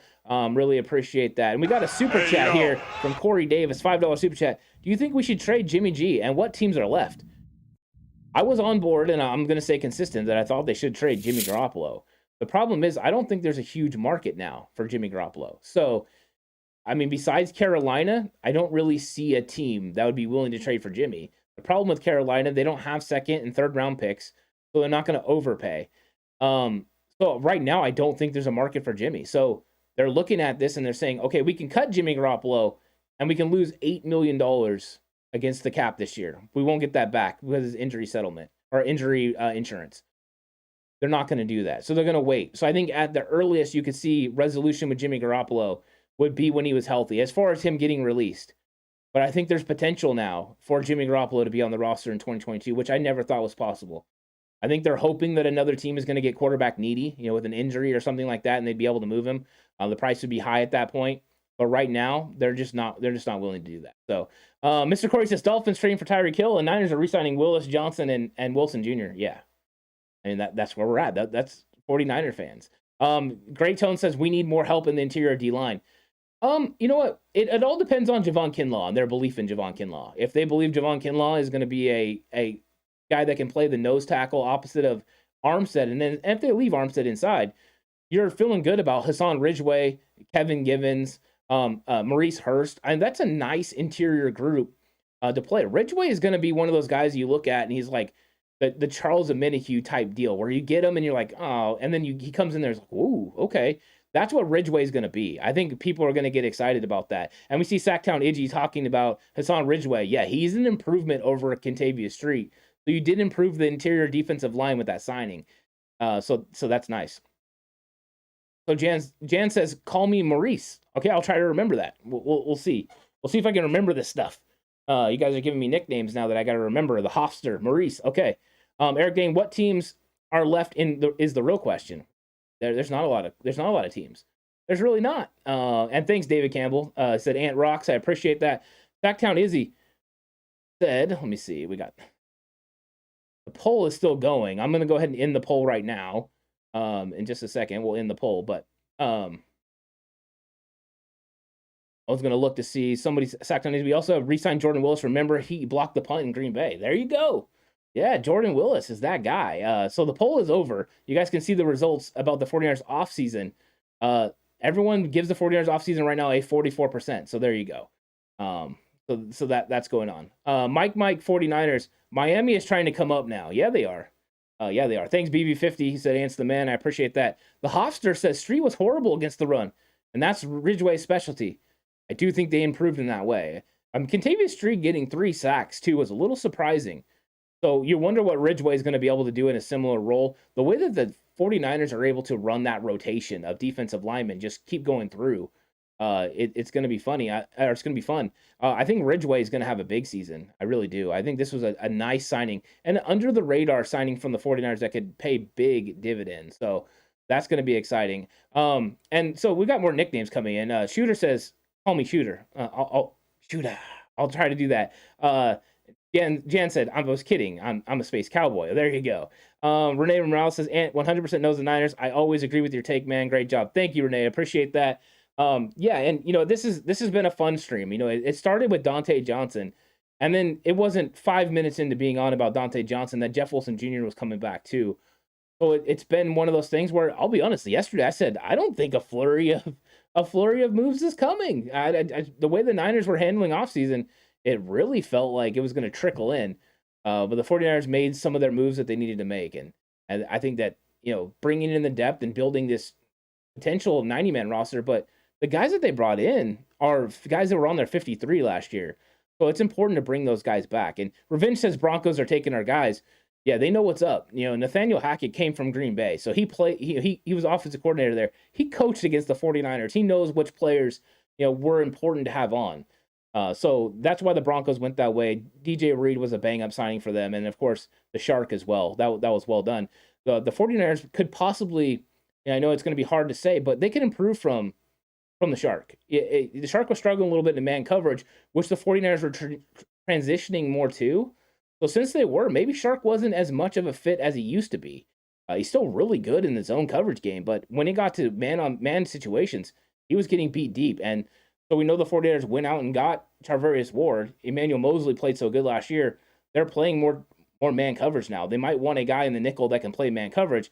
That's why a Jason Verrett makes a lot of sense. So there you go. Hofster said Ridgeway's not going to be getting too many sacks, but he will stuff the gaps. Exactly. He's the second group rotational piece. You'll see him in there with Jordan Willis and Charles Omenihu and Kevin Givens. He's going to play, down 1 and down 2, and then when down 3 happens, there'll be an edge pass rusher manning his spot. Mr. Corey Street was a better pass rusher than Kinlaw last year. That's not wrong. Kinlaw's got to step up. John Neville says, I'm part of the 37 percentile. There you go. Eric Dane, it's been really active show so far. A lot of fun. I agree. I always love talking 49ers, and when they do stuff, it's fun. There's you don't really have to do a lot of work to talk about the players that they sign. It's when you have to project things or speculate about things. That's when it's not as fun. It's fun to talk about the guys they have on the roster and how those guys can help. Sacktown Izzy says Ridgeway was an amazing signing. Him and Kinlaw both strong and over 300 pounds. They will destroy the pocket. What I like about Ridgeway too is he's about 305. And so he's not one of those guys that's like super big that can't have that movement, the versatile movement to be able to get down the line of scrimmage and run people down if necessary. Because we all know when defensive linemen, get past the line of scrimmage, they got to go down the line and try to make a play. And he still gives us that flexibility. Renee Morales says 100% look at what Cup did to him. I was thinking the same thing, like he lost a step. And I think that could be the case. I think, Renee, the Shark is one of the most beloved players. I really, really liked him, but it seemed like it was one of those things where it's really good in the zone, in the short areas, and then when it got to anything deep, we saw him struggle. And I think that was the first time it was apparent. Of course, was Green Bay. I know he got hurt on the play, but they went deep down the field in that slot fade, and it was very nice. Just what Bosa needs are guys who can collapse the pocket. There you go. Yeah, you need that push from the interior. You need that pocket. You need the quarterbacks to feel that pressure coming up the middle.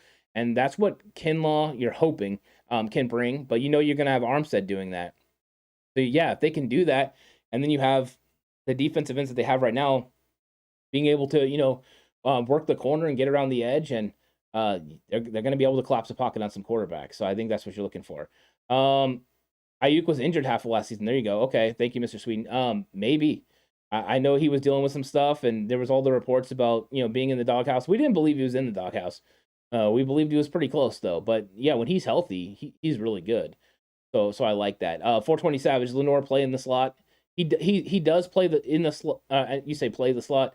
I don't think he's going to start. I really don't. I think there's got to be another move there. I didn't see anything from Diameter Lenore last year that makes me think we could put him in, and he could go and win on those same things that we were talking about in man coverage. Because I've seen him get beat on the deep fades as well. When he went in the slot, it wasn't great. It just wasn't. And I think he's going to develop. I think he's a good young player that has potential.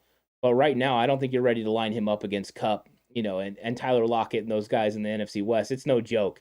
So I think they need to go with a veteran to play inside, Jason Verrett, go sign Chris Harris Jr., something like that. And then maybe even address it in the draft as well. If you have somebody that's sitting there at 61, you believe you can throw in there, you go do it. So there you go. And Hofster says the Shark was elite 10 yards and in, but everything over that was getting beat. Yeah, very much so. And he was very good against the run. He was good in run fits.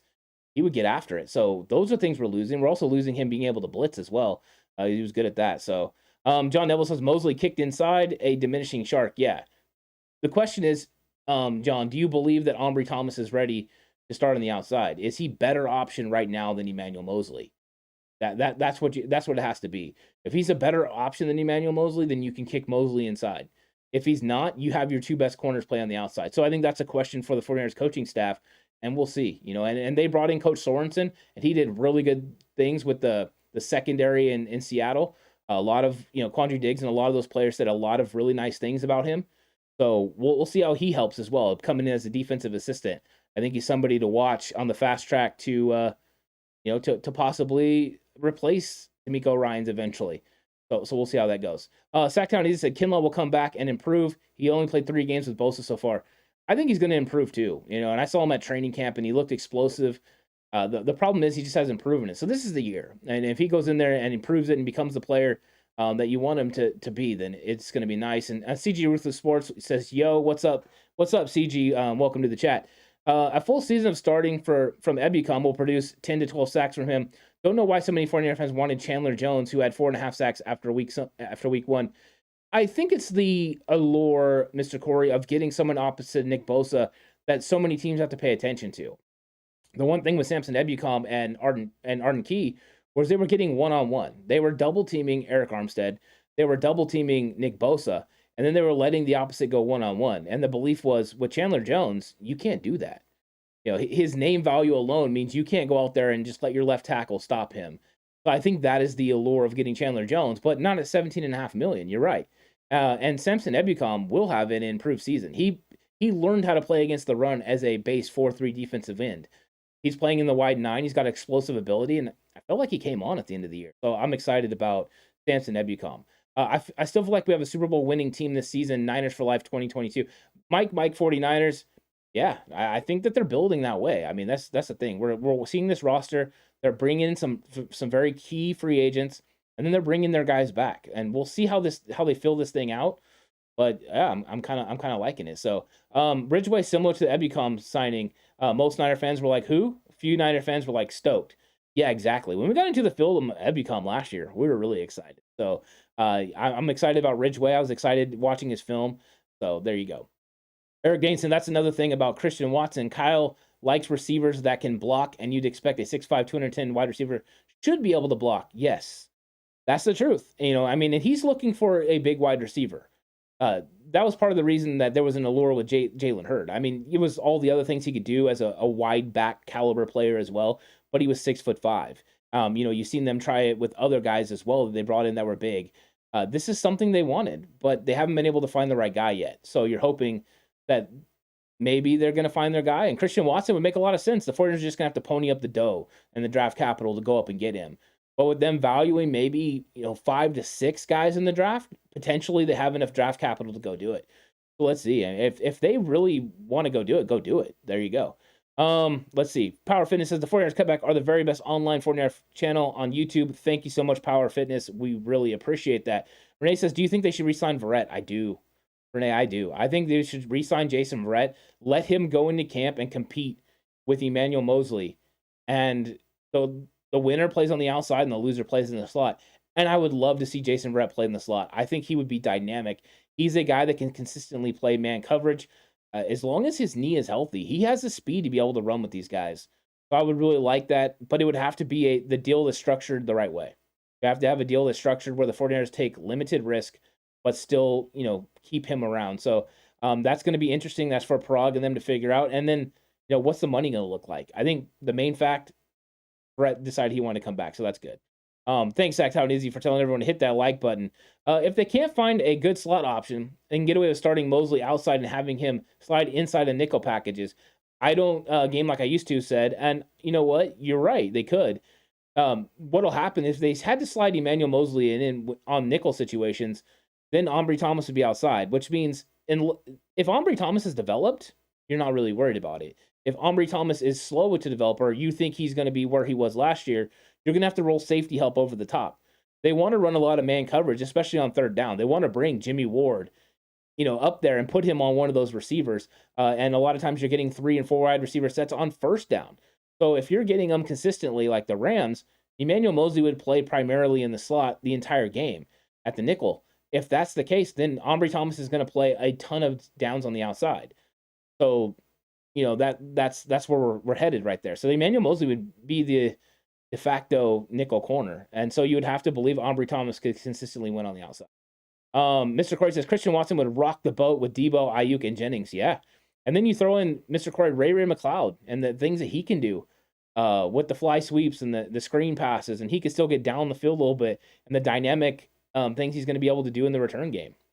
Revenge says trade Greenlaw. No. I have been against the trade Greenlaw thing. I think you roll back with Greenlaw and Al-Shaair, and then after the season, you make a decision on who you need to bring back. But right now, Greenlaw is $2.2 million. Al-Shaair is going to cost the 49ers $3.9 million. So he's a cheaper option right now. And Greenlaw, when he's on the field, Fred Warner plays better. There was a lot of conversation during the season that maybe Fred wasn't playing up to potential. But as soon as you got Greenlaw back, you saw Fred flying around again. Those two are a heck of a tandem together. Plus, he has a missed tackle rate at 4%. He just doesn't miss tackles. So, I mean, you need a guy like that in your team. I think Aziz makes a lot of flash plays, which makes him exciting and a fun player to watch. But Greenlaw does all the nasty things you have to do, and he's really good in coverage too. Mr. Corey says Will Fuller would be better. There you go. Will Fuller is dynamic. He never plays a full season, but always has a big time impact. Mr. Corey, I'd ask you, as former Texans receivers, would you rather have Will Fuller or Brandon Cooks? Just let me know in the chat what you think. Watson probably lands in KC with the Hill move. I'm sure they're probably going to go wide receiver in the draft. They might even go with some wide receivers. They might have moved Tyreke. Now they're probably on MVS look, right? MVS makes a lot of sense now for Kansas City. They would pay him less money than they paid Tyreke, but he's still a super fast receiver. Got to think they're hoping McCole Hardman as well can play well. John says, I think Ombre played big last season. When he did play, he got better as the season went on. And after OTAs and training camp, he'll shape out even better. I do think he's going to improve as well. I do. I think he will. And I thought I seen a lot from Aubrey Thomas. I just know I didn't see enough from him to start over Emmanuel Mosley. Like, he's not there yet. I think there's a potential for him to do that. And it could be as early as next year or the year after. He could take, Emmanuel Mosley's spot. But for right now, I don't think so. I don't think he's better than Emmanuel Mosley. It doesn't mean he's not very pivotal for this team, though. Mike 49 says, I think Jason will come back stronger this season because I like how he has something to prove in 2022. Yeah. Jason Verrett, he likes challenge. I mean, who can overcome so many injuries? This guy is impressive. So, yeah, I like it. I like Jason Verrett coming back. Eric Dane, the fans seem to be in agreement for the most part on what needs to be done and how to do it. Hopefully the front office sees things the same way too. Yeah, I mean, why doesn't John Lynch just listen to everybody, huh? Yeah, why isn't Kyle Shanahan? I mean, this is one of those things where I think a lot of people are on the same page as far as how this team is constituted and built. I just think that they don't really care. I mean, they're doing things their way, and for the most part, it's worked out. So, yeah, I like to comment on it and I like to talk about it, but who am I to actually question the moves that they make? Because so far they've worked out, and I think that's something interesting. So I don't game like I used to say. Greenlaw was tremendous when he finally came back. Yeah, really good. That group together is dynamic. The question is, you're going to be paying $3.9 million to Aziz, and he's going to play, 20-25% of the snaps. I think what I would like is for him and Greenlaw to split even more of the snaps and keep them both healthy. So we'll see. That's something to keep in mind as well. 420 Savage says, if 49ers want to sign Sanu again, then get Julio Jones instead. Yeah. Yeah, exactly. Julio Jones, depending on the price, would make sense. Mr. Corey, Will Fuller, he's bigger, would make a good fourth. Cook's probably looking to be a 1 or 2. That's true. I will tell you this, Mr. Corey. I do have a direct contact to Brandon Cooks. Brandon Cooks was very impressed with Trey Lance last year in the Houston Texans game and would love to play in a grouping with Brandon Ayuk and Deebo Samuel. The 49ers have not made an offer for Brandon Cooks. That's just me wanting that to happen. Brandon Cooks is being not shopped, but there are teams that are interested in him, one of them being the Green Bay Packers, and there's an offer on the table for him. But right now, nothing is moving with Brandon Cooks, but Brandon Cooks is dynamic. 1,000-yard receiver every year. So there you go. Robert Mabel says, we will be in the race for the Super Bowl run this year. Go Niners. Love it, Robert. Yeah, I like that. Let's get the Niners, back to the Super Bowl. And they have a really good roster. They were so close last year. So making a little improvements, and I think they have made some improvements. Special teams has gotten a lot better. That's a third of the game. You also, they brought in Ridgeway over Contavious Street. That's an improvement. If they get a situational pass rusher, you would think they've improved. The running back room has stayed the same. So you got Sacktown Izzy saying Elijah Mitchell had over 1,000 yards with over 200 carries and 0 fumbles as a rookie. Yeah, he doesn't lose the ball. That means you're going to be high in Kyle Shanahan's eyes. He likes people that secure the football. So the running back room stayed the same, so you got to think you're going to at least get that potential. So we need a little bit more, I think, out of the running back room. We'll see where that's going to be. Maybe that's the improvement of Trey Sermon, the improvement of Elijah Mitchell, just as they continue to develop. Maybe Jeff Wilson Jr. is more healthy. So maybe the room could be more dynamic as currently constituted. We'll see.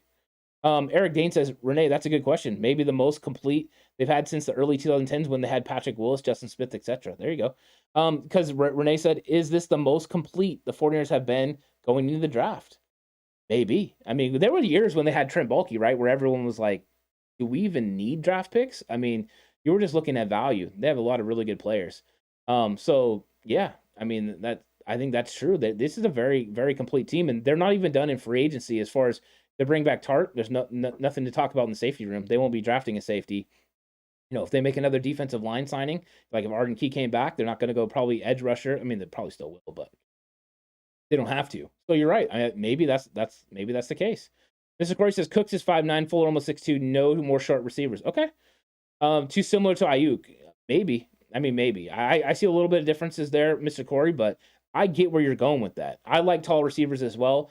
That's why I would like Christian Watson. I would love MVS because they're 6'4". I love the big tall receiver that gives you that ability to go down the field. So maybe Alec Pierce also in the second round is a potential for the 49ers. Big tall receiver that has 4.3 speed. So I think those are the options. I'm not far away with you, Mr. Corey. So I get what you're saying there. 427. I would trade Greenlaw for picks and sign Wagner. Both on the edge and Wagner beside him is unstoppable. Yeah, maybe.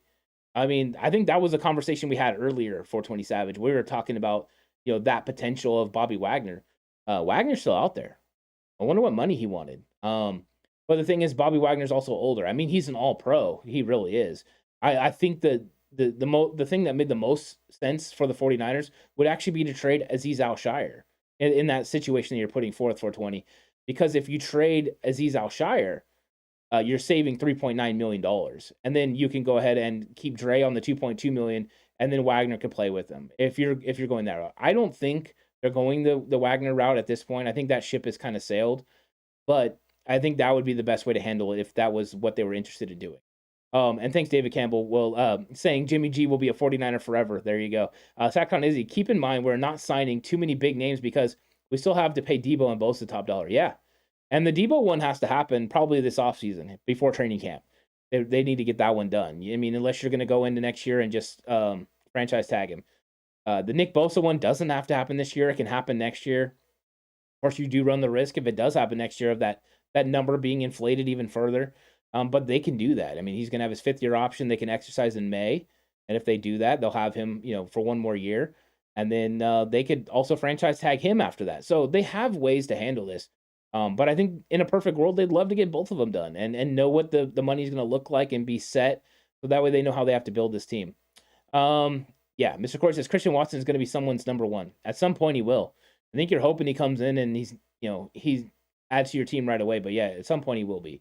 Bosa and Wagner, 0 rushing yards against. There you go. I'm not arguing with the player because I think Wagner's a very, very good football player. What I'm saying is I don't know if financially it makes a lot of sense for the Niners, but if they did it, I'm okay with that. He's an all-pro. I'm never going to turn down an all-pro. So there you go. And Sacktown, Eric Dana saying to Sacktown, it's been reported that Bosa wants to wait until next year when the cap goes up to sign, but Debo definitely should get extended this year. Yeah, it makes sense for Bosa to wait. If he waits, he has another really big year production, including maybe even making an all-pro, then Nick Bosa can command even more money. Right now, it would be around $30 million. Next year, it could be as high as $35 million. So for him, it makes sense. For the 49ers, maybe not. Blind Vision says, hey, guys, what do you all think of the offseason?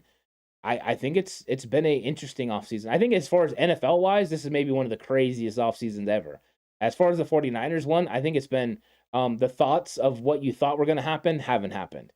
I think because everyone thought Jimmy was going to get moved, and since he hasn't, they've just moved accordingly with their normal plans. Like it's no big deal. Like they always planned on having that $25 million there. So Renee says Bobby Wagner is a want, not a need. I wouldn't, it wouldn't happen. I think that you're right, Renee. I think it's a want, not a need.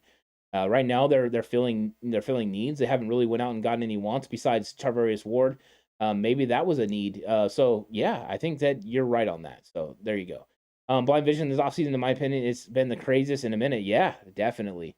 I did not expect to hear that Tyreek Hill was going to get traded. That was one thing I did not envision happening, but there you go. I mean, it just proves that anyone can get moved at any time.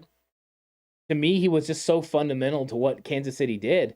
And with the arms race that was going on in the AFC West, it was like, okay, but they got Tyreek, they got Travis Kelce. So yeah, anything can happen at any moment. So it's gonna be exciting. Sacktown, hopefully we can avoid tagging Bosa and give him a long-term deal. Yeah, I think that's what they want to do. I mean, they want to keep Bosa here. They're going to give him a lot of money. I mean, by the time he signs his contract, I think it's going to be closer to $35 million, between $30 and $35 million.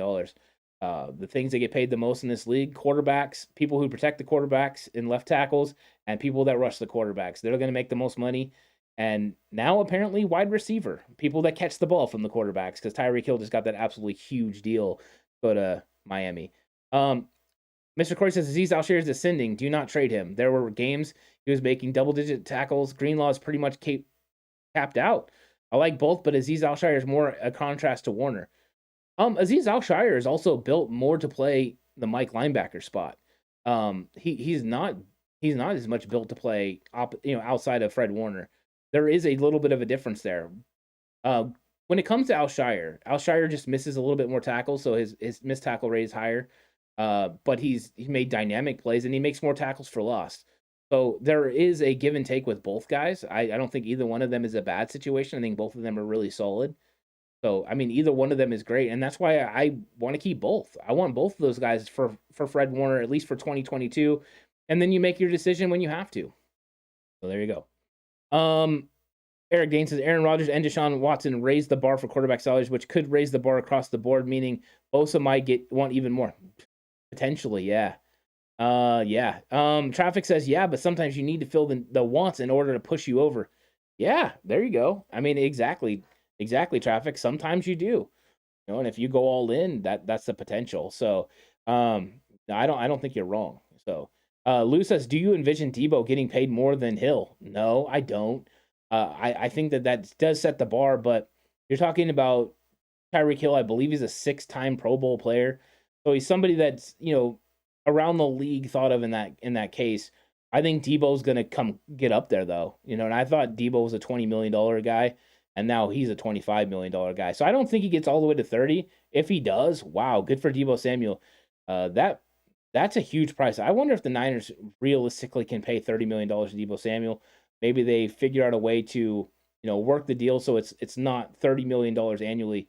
Because that would be a huge cap hit. And then you're asking yourself, how high is this salary cap actually going to go up in the next couple of years? So, Sacktown Easy says Greenlaw's better in tackles and he hits harder, but yes, we can keep both for sure. Yeah, I think that's where we're at right now.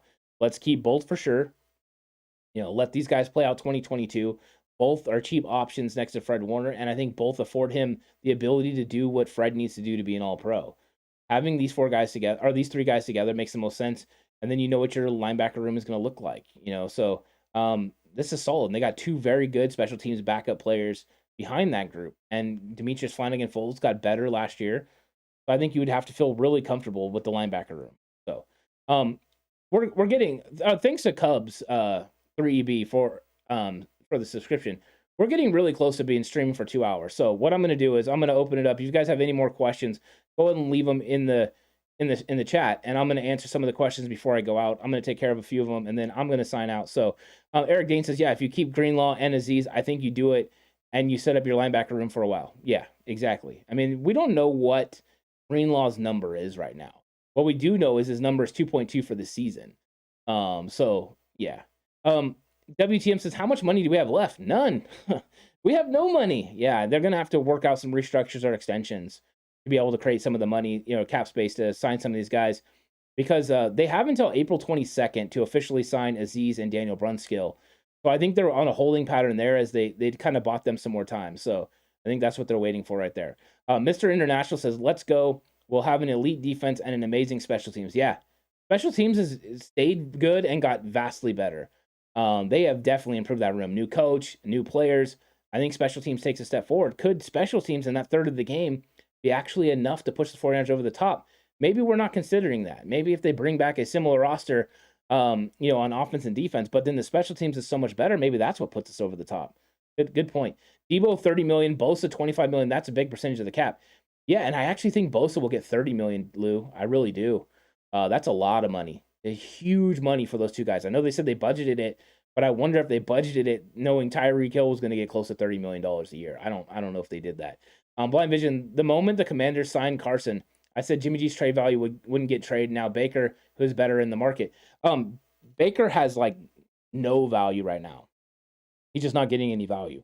What I heard, the report from Adam Schefter, was a team literally called Cleveland and said, "Hey, we'll take Baker and a pick if you have to send us a pick, and we'll send you a pick." So that's interesting. 420 says, I've never been this interested in the offseason thanks to Jimmy G and his $25 million. Also, you want Lance to own the quarterback room. Yeah, I mean, it definitely has made it more interesting, that's for sure. Mr. International says George Odom was graded the best special teams player, and he never missed a game. George Odom was a great signing. Fantastic signing, Mr. And he also didn't miss a tackle in the box. He let everyone know that, which I love. Eric Dane is saying, Lou, I heard the cap could be going up $70 million next season. Wouldn't that be a big cap as it is now? Yeah. There's huge money coming from these TV deals. So the cap is going to go up. They're fully recovering from COVID. So you expect the spike to happen, these players to get a lot more money. Mr. Corey says, who do you want in the draft regardless of where the pick? I want to trade up for Trevor Penning or Jalen Petrie. I love Trevor Penning. Trevor Penning in the first round is fantastic. I would love to add him to this roster. I think you could play him at guard year one or even play him at tackle and slide McGlinchey in year one. So that's a good one. I do like Jalen Petrie as well. I've been watching some of his film this week, in fact. I think both guys would be great. I think if I had a guy, my guy was David Ojabo. I really like him a lot. He was the guy that I was targeting. I knew he was in the first round, so the Niners weren't going to be able to get him. And then also AK from Penn State. I like him a lot. I think his first step is absolutely elite from the edge pass rusher spot, because I've been saying for a while, I think they need to go edge pass rusher or wide receiver, an impact player, either somebody to get after the quarterback or somebody to help the quarterback get down the field. So Moses Malone says, just get me wins. Great channel. Thanks, Moses. Appreciate that. You're right. Just win. 49ers just win. We've been saying this. We don't care who's at quarterback. We don't care who's, just win the game. And if they put together a great team, that's what you want. Yeah, that was the Lions that called Cleveland and told them that. I like that, Mr. Corey. Mr. International, yeah, George Odom, 0 missed tackles in the box. He will work well with Ward, who is also great in the box. Yeah, you're right. I mean, so maybe that's the case. Daniel, do you have any worries with the O-line? I mean, yeah, I do. For the main reason is I haven't seen Aaron Banks' development. We didn't get to see him at the end of the year. So we didn't get to see what everyone else saw in camp. We don't know what Chris Forrester has helped him improve on. If he's improved to the level that they believed he could get to, I have less worries. We've seen Jalen Moore a little bit.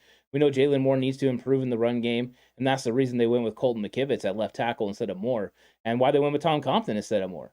So I think it all hinges on those two guys' development. And if we could see them day in and day out at practice, we would know where they were. But because we didn't see them in the game, we have no idea. So because of that reason, I think we all have to be, kind of waiting to see. But there has to be a little bit of concern there because we haven't seen it. And the only thing you know is what you've seen. So I think we just have to trust Chris Forrester and this 49ers coaching staff is developing these young players. The only good thing is the 49ers have consistently put capital into these guys. They've been drafting offensive linemen, so hopefully it pays off. Lou says, what position do you want first in the draft? I honestly don't care as long as it's somebody impactful. I want them somebody that's going to help the team in 2022. Give me a big time receiver, give me a big time edge rusher. If they're going to help, then let's do that. If it ends up being, a big time tackle or corner, I'm okay with that too. But I think edge rusher and receiver make the most sense. You get somebody that can take the top off the defense for Trey Lance, or you get somebody that can get after the quarterback and give Trey Lance more opportunities. 420 Savage says Odom might have better coverage than Tart. He could. We'll see. I mean, the one thing we know about Odom is he's a ball hawk. So he finds the ball. Could he be, a possible ascension to a starting safety job? He could. I mean, they got, Tarvarius Moore, they got Talon Hufonga, and they got Odom. Maybe that's the competition. Maybe that's the room. So there you go. KNDR says, just win. Sounds very Raiders of you, Ant. No. We're not going with a just win, baby. No, we're not doing that. We do want them just to win. We want the wins, but no, we're no Raiders from us. No silver and black here. Sacktown Easy. Odom is a dog, and he has a great size. You can do a lot of schemes with him on the field. Agreed. I like that signing a lot. Special teams was huge addition, but what he could possibly do in that room and the competition that he could add, yeah, that's big too. Eric Dane, I only have one question. Just tell me Jimmy G won't be on the roster week 1. And yes, I know that's not a question. Sorry, Eric. I can't tell you that for sure because I don't know. And I'm not going to sit here and lie and tell you I do. I thought Jimmy G was already going to be moved. Now that he hasn't, I think it does open up the possibility he could be here. So he, there's still a chance. And I think OTAs and mini camps are going to be all about Trey Lance. He's going to be running it all. Jimmy's going to be nursing the injury. Once Jimmy's healthy, then that's when decision making comes. Because then they could release him if they wanted to and not incur the hit, the injury hit. So Until then, I think we're just in a holding pattern. I think they're going to build this roster with Jimmy Garoppolo's $27 million cap hit. So I'm sorry I can't help you with that, Eric. Mr. Corey, Jalen Moore was a good at left tackle, lousy at right tackle. Yeah, he was struggling. I mean, he was struggling for that movement. I think a lot of it had to do with the blocking, the run blocking, and that was something he struggled with. And it's something that you have to transition into. Is Jalen Moore hasn't been playing football very long, so he's learning how to play football. And then run blocking in the 49ers scheme is not easy. The good thing is he has the athletic ability to do it. So as long as he learns how to play with leverage, gets his hand placement right, he's going to be just fine. I think he's gonna develop. Now that Justin Skule is going to come back, Skule that could potentially be the swing tackle as well. So we'll see. Maybe they do move Jalen Moore to the inside, and there's always the hope, right, that he beats out Daniel Brunskill, and Brunskill becomes your swing tackle, your swing everything basically. Jimmy Garillo says, me too. Edge or playmaker, wide receiver 61. Love that. Shooter says, Ant, how many years left do you think we have Trent can play at left tackle? Right now, I mean, from what we saw, this is literally his best season ever. So he's not a guy that's trending on the way down. You wonder if injuries slowly catch up to him at some point, but I don't know. I don't know. Right now, I'm not putting anything past him. You would think at some point they have to rework the contract. I think it's next year when there's a spot where they could get off the contract. Maybe they rework it at that point. That might be where they free up some cap space as well to bring back Bosa. So that's something to keep in mind. But right now, there's no slowing down. So there you go. Eric Dane says, big props for the extended stream. It's cool of you to interact with the fans like this. Yeah, Eric, I really enjoy it. I'm having a lot of fun talking with you guys. We went 2 hours and it doesn't feel like it, but I've really enjoyed this, and I've really enjoyed communicating with everyone in the chat, but Eric, you especially, with some great comments and stuff. So yeah, this is fun. I'm looking forward to continuing to do these a lot. Facton Izzy said Aaron Banks got a year in to study and see how Lakin played guard. I think he will fit in and surprise us. I hope so. Facton Izzy, we were at training camp. We went a bunch of days. It wasn't every day, but we were out there a lot, and we went to the open practice as well at Levi's. And Banks' main problem was his lateral quickness. Maurice Hurst put on a show against Aaron Banks at the open practice. I mean, he got after it. Banks was struggling with that. And, I mean, a lot of it, there's a lot to think about at that point for a young rookie, where you have to be. He was also transitioning from left to right guard. So there was a lot there. But I'm hopeful. He's got ability there. I mean, he's a local kid. He's got ability. So let's hope he gets it. We got a $5 super chat from Jag. Any word on Mac? Any names in the draft for center? Is Brendel an option at center? Do you think Christian Watson will be available in the third round? Let's start with Mac. So all we have to go on with Mac right now is a post on Instagram of his own where he talks about the NFC West. I think that's the only glimpse we've got. We've heard nothing from John Lynch other than I think John Lynch said they were hopeful he was going to come back. So no news there. But I think Mac is coming back for this year. I think if the Niners would have won the Super Bowl last year, he'd be gone. But he's going to be, I think he's going to be at the Niners in 2022. After that is the question. Brendel, an option at center. He is an option. I don't know if he's a starting option. I think he's a depth piece right now. I think Brendel is a solid backup center in this league. He's a guy that they know they can trust, that understands the offense. But I don't think they would want to go into the season with him being the starter. I think if he was going to be an option for a center, Daniel Brunskill will be in competition for him, and they'd be looking for a guard option there. And I don't think they would have let Tom Compton get away. So I think that it signals, I think Tom Compton helped signal as well that it's probably going to be Alex Mack at center. Do you think Christian Watson will be available in the third round? No, I don't. Jag, I think that Christian Watson is going to go in the top 40 picks. I think he's explosive. He's got the height and ability. I think he's going to be off the board in the top 40 picks. So I wish he was going to be around, 61, 93, 105 when the Niners have those picks. I don't envision that being the case, which means they're probably going to have to go up and get him. Lou says, do you envision the team moving off of Debo and his salary requirements too high?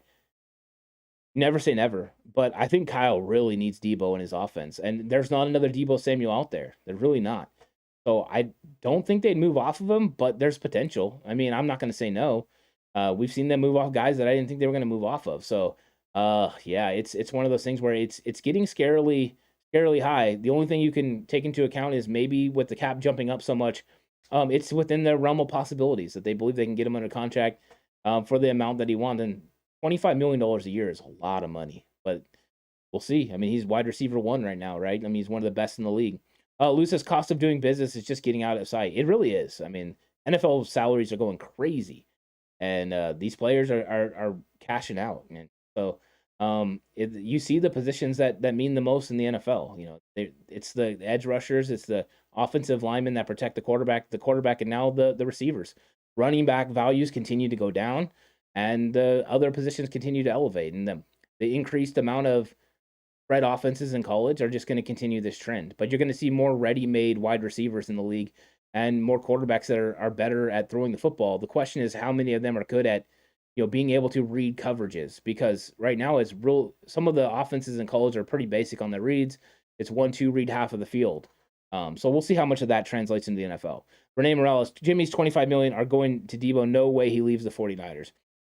Yeah, I mean, that could be the case, right? I mean, they could easily re-sign Debo Samuel knowing that Jimmy's $25 million is translating straight to Debo.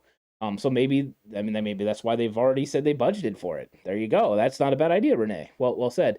Sacktown Easy says, yeah, Banks thrived in pass protection as opposed to Lakin, who is more of run blocking. Banks will have to show he can run block, which seems to be like something new to him. Trust he can make it work.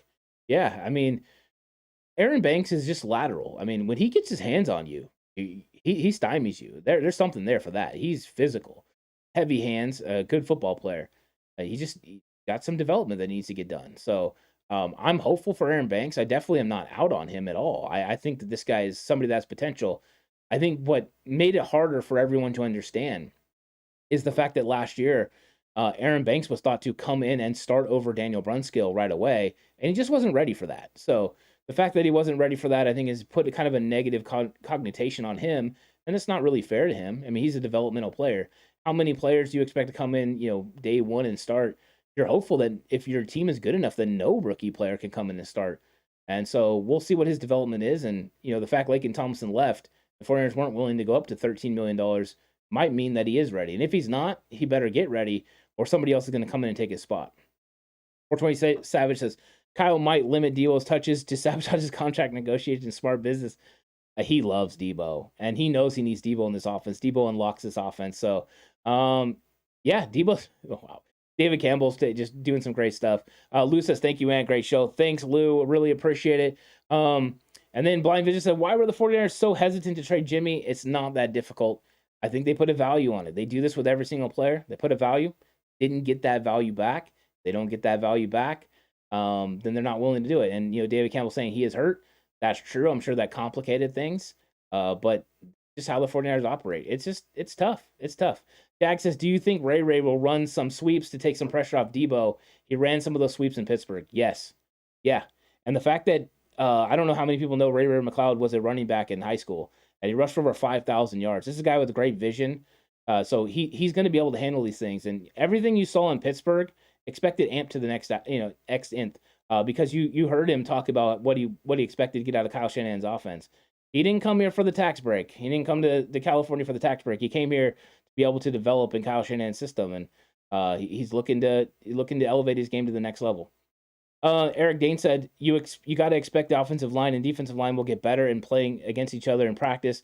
For instance, Bosa going against Trent every day will only make it better. Yep, that's exactly correct. Yep, iron sharpens iron. These guys get after it in one-on-ones.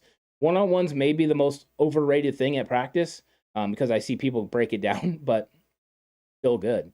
It's still good. So, yeah, you're right. They're going to get better. Mr. International says, yeah, trust Aaron Banks. He can only get better. Yep, there you go.